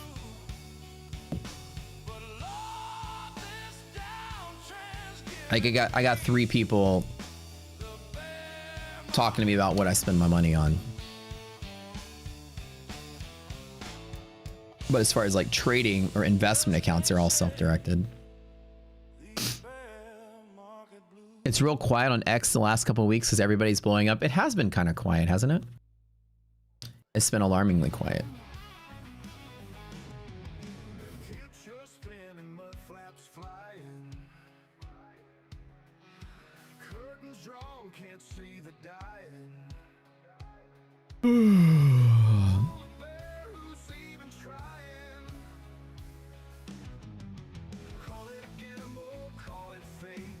The social space is just a space race for prop customers. People get angry when you're competing with them, or, you know, anytime you exist with a competitive product, other people eat less good. That's it. That's the rule. You can't get the prime steak anymore. You gotta get the select. I'm taking 20% of your customers, 30% of your customers. That's how people are with each other. Every single jab people take at each other is a stab to get 1 or 2 extra people coming your way. It's all join my gang, join my gang. No, join my gang, because every person in your gang is income for you. That's why everyone's so mean to each other. But you don't see a lot of people standing on business out there like, here's my stats, check out how good I am. Take it or leave it. It's all, people want to use tricks and techniques to get visibility. Typically it's like dogging on each other, and it's kind of a sad way to be, because when you look at it, all these kids are fighting each other for like $10,000 a month checks. It's really pathetic, because all these affiliates are making, you know, maybe 100K a year or something on sales. And they're fighting each other to get a raise for 110. It's just like, I wish they weren't like that. I wish people would just stand on business and be helpful and be supportive. And many of the people in the community are. A lot of friends of the community that are very, very, very nice and very chill and not toxic. But you just see a lot of it out there. I kind of wish it wasn't that way. He was asking if I would manage anyone else's trading. Oh, no. That's you're asking, no. Oh, somebody manage my trade accounts. No, nobody manages my trading accounts, just me. Just me by my lonesome. All right, so I am losing Catalyst active right here on NASDAQ. My last little attempt is to bet that we stay on the same side of this. If there's a quick fall, like, remember, it's starting to lose it, but I don't know, man. Every part of me wants to build from this 840 level. Like this. Like, I want to build off of that. What happened to the top of screen data? Oh, my bad. There we go. Sorry, I scrolled down.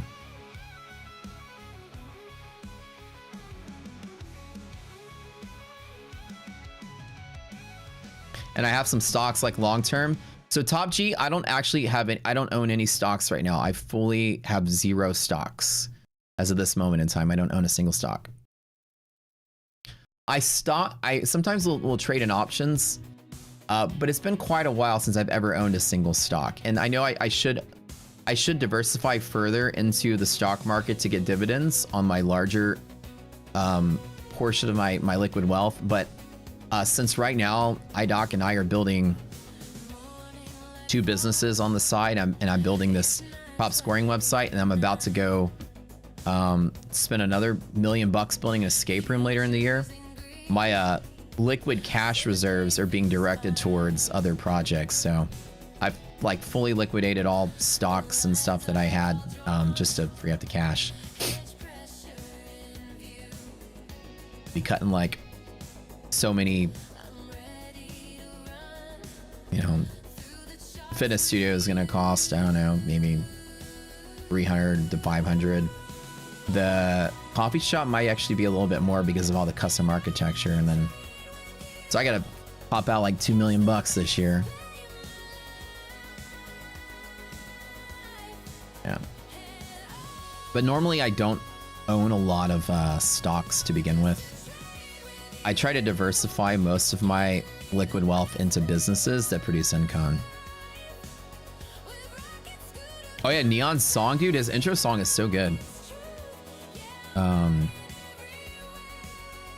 The free root business is highly profitable. It is. Like, if you are a guy with a decently large Discord, like I'm talking like you got like 500 people in it, and you sell affiliate codes, you might be making $200,000-300,000 a year. Like the average affiliate influencer probably making that much. It beats a day job. All you have to do is pretend you're good at trading and get 500 suckers to buy into that thought and join your Discord for your callouts for $200 a month.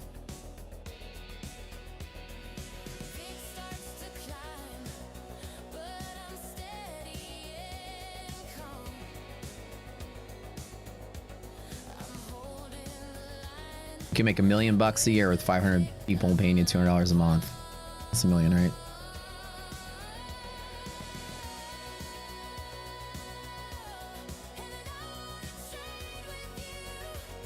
You thought I was a large holder of hymns and BBW? Well, of course I am, okay? But I like to keep that secret.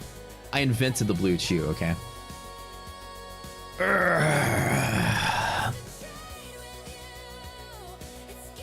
Sub 1,500 square feet. No way it comes to more than 1 million. Did I mishear about the size?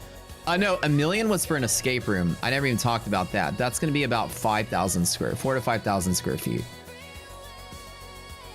The fitness studio and the equipment is going to cost between 3 and 5. Probably close. It depends on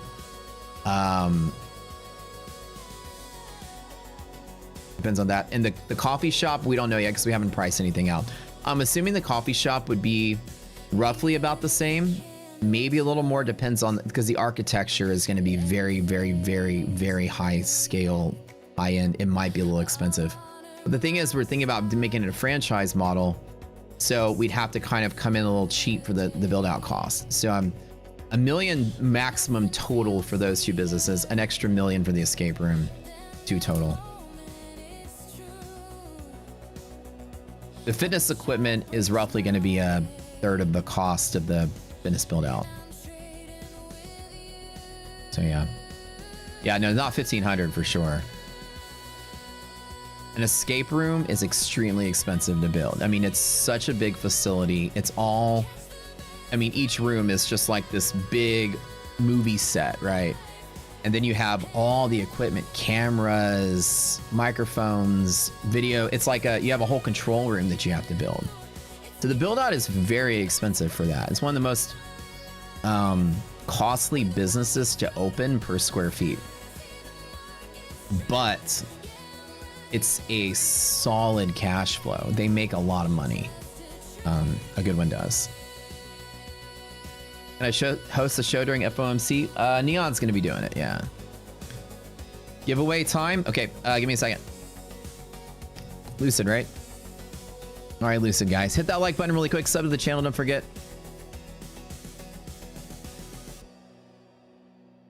All right, let's clear out the participants. Type in Lucid. Let's go. Join stream. We didn't set it up. I don't think we have time to get it set up, so it might not happen.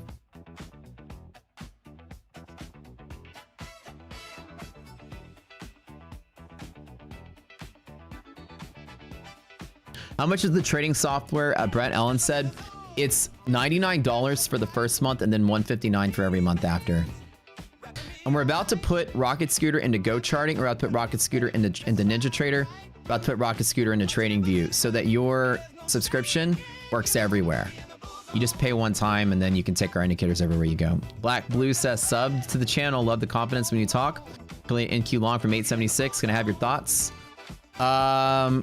You and me at the same place, brother. You got a better entry than I do because mine's at 96. My thoughts are this is on the edge of Armageddon.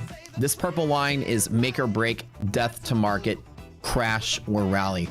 With Fed coming out, it's very likely that we are not going to get anything good coming from the Fed today. And those quarterly projections that they had in December, which were extremely optimistic, there's no way that they're going to come out as optimistic. They were believing that we'd have 2%, 2.4% PCE by the end of this year. And we're sitting close to 3. 2.1 by next year. We're going the opposite direction. The Fed thinks its PCE is coming down as the years go by. It's going up. Fed thinks GDP is going up, the change. As the months go by, GDP rate is going down. We were at 0.9 this last read. So we're going to get a bombshell drop by the Fed today. It's an absolute gamble how Wall Street's going to behave on this. When that projection comes out and the Fed says, yeah, the economic data looks like ass, I mean, the market can just fall straight down. And that's what I'm kind of worried about. For now, my bet is leading into Fed, we somehow make our way closer to being far away from this Armageddon line. Like the catalyst being active here can accelerate a downward move. And it's like, why would we start crashing into Fed to crash further? Typically, markets like to bleed premium leading into events like this through all volatility crush. So the idea right now is there's a lot of people that have puts on the Fed because they believe the projections that come out being nasty, reflecting an actual decline in GDP and problems like the Fed's optimistic December about to be smashed with a hammer. So a lot of people with puts on the table for that the market right now is just bleeding that theta by keeping them out of the money and likely maybe to squeeze them before the Fed drops it. Usually is something you'll see. It's such an obvious bet to short into this Fed because we're not getting a rate cut. And it's obvious they're going to be spitting out bad news. I mean, every smart trader in town knows the Fed's about to fuck the market up today. Right? So when I say it feels like the cliche bet to short this, it almost makes sense to short from a higher high. And that maybe that they're going to hold this spot here just to bleed out some put premium. And with volatility crushing a little bit, we might get a clean little retracement into Fed. And it could be so swift that we just get green candles that push us right up here. And we enter Fed at this red line. I've seen that happen plenty of times. And with that being said, I am watching VIX just consolidate at the high. I want to see that VIX come down a little bit. And we'll see. Bless you! All right, guys, I got to get out of here. One more spin of the wheel.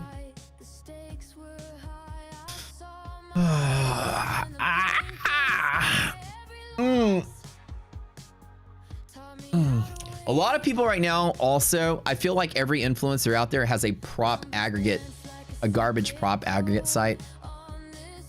And I feel like that my prop scoring site is going to wipe all of them under the table. And I feel like a lot of them will probably be mad that I'm about to take food out of their mouths, but it's all right.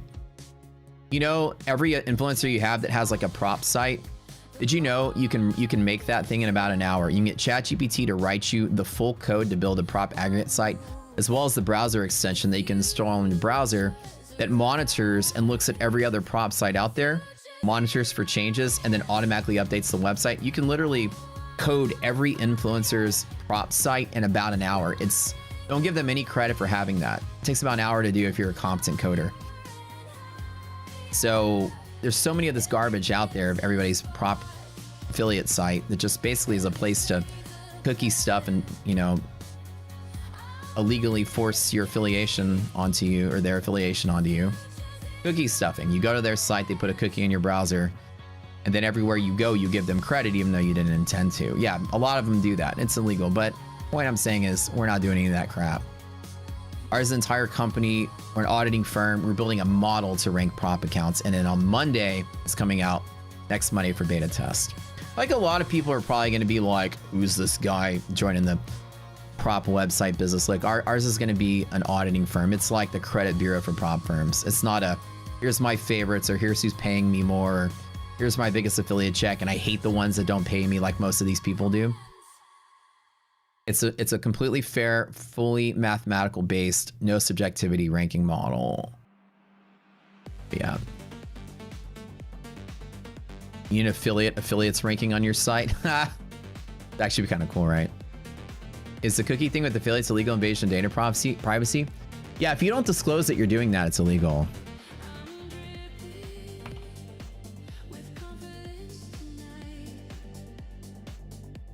In the United States, it's considered fraud, and you can be prosecuted for wire fraud, actually. And I think that's the jurisdiction it falls under. If you don't disclose, if you place a tracking cookie on a browser without their consent or knowledge, you know how when you have a browser and it says, "Hey, we're installing cookies," if you don't tell somebody you're doing that, and instead you install the cookie on their browser, and when they go shop, you're getting affiliate credit when they didn't intend to give it to you, you are prosecuted for wire fraud. It is a felony. It carries a very stiff prison sentence. That's why every website is like, hey, we're installing cookies, by the way. If you read what they're doing, they might even say, by the way, we're installing a cookie to set the affiliation. As long as you disclose it, it's not illegal. But a lot of them are disclosing it, you don't know they're doing it. You're giving credit to your favorite influencer just by visiting their site one time. And until you type in someone else's code, they default in getting credit. That's how they make all this money. You wonder why your favorite affiliate out there has 10 or 15 cars and mansions and swimming pools and Rolexes and boats and shit? Cookie stuffing, man. And they tell you they're doing it. It's in the, you know, they let you know we're putting a cookie on you click I accept, but you didn't know that you might be giving people credit that you didn't intend on giving credit to. So the way that you do that is you use the code that you intend to use when you buy something.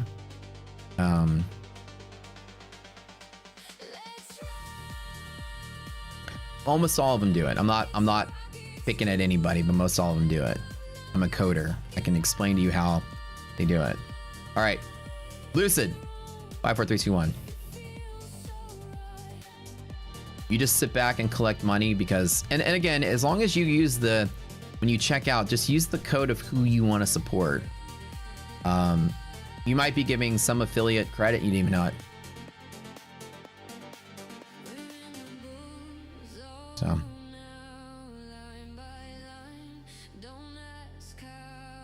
Like we said, you heard every word he said about your positioning on NQ. You've learned from you as a 5-minute subscriber. 99% of those TikTok traders. Oh yeah, Honey, right? There was that business that did that, yeah.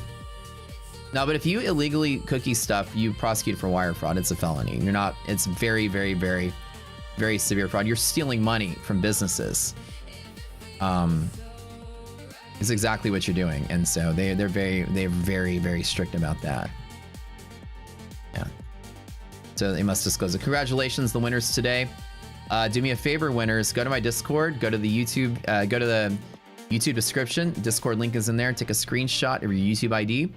In the Discord, there's a contest channel. Go there. Talk to Slacks, the admin. Send them a photo of this, and then I'll hook you up with the accounts.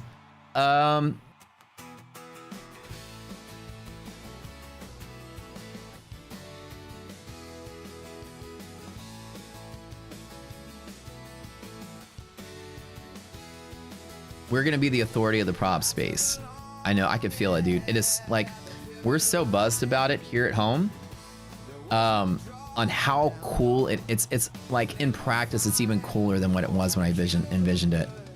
It is so easy to use, it's so friendly, and it's so accurate. It's like, and we're the way we have it designed as a company, it's so efficient that we'll have updates in real time. I mean, it's like, I can't imagine every prop trader in the world won't look at our site at least once or twice a week, because it's going to tell you when everybody's having a sale who has the best sale, right? Everybody has a sale every other week. Which sale is reigning supreme? Buy one, get one free, this guy. 40% off this guy. Well, which one's actually better between the two? You can just do the comparison like A to B, right? Did I mean to spend 2 Lucids? Did I do Lucid twice? If I did it twice, then I did it twice. I was busy talking.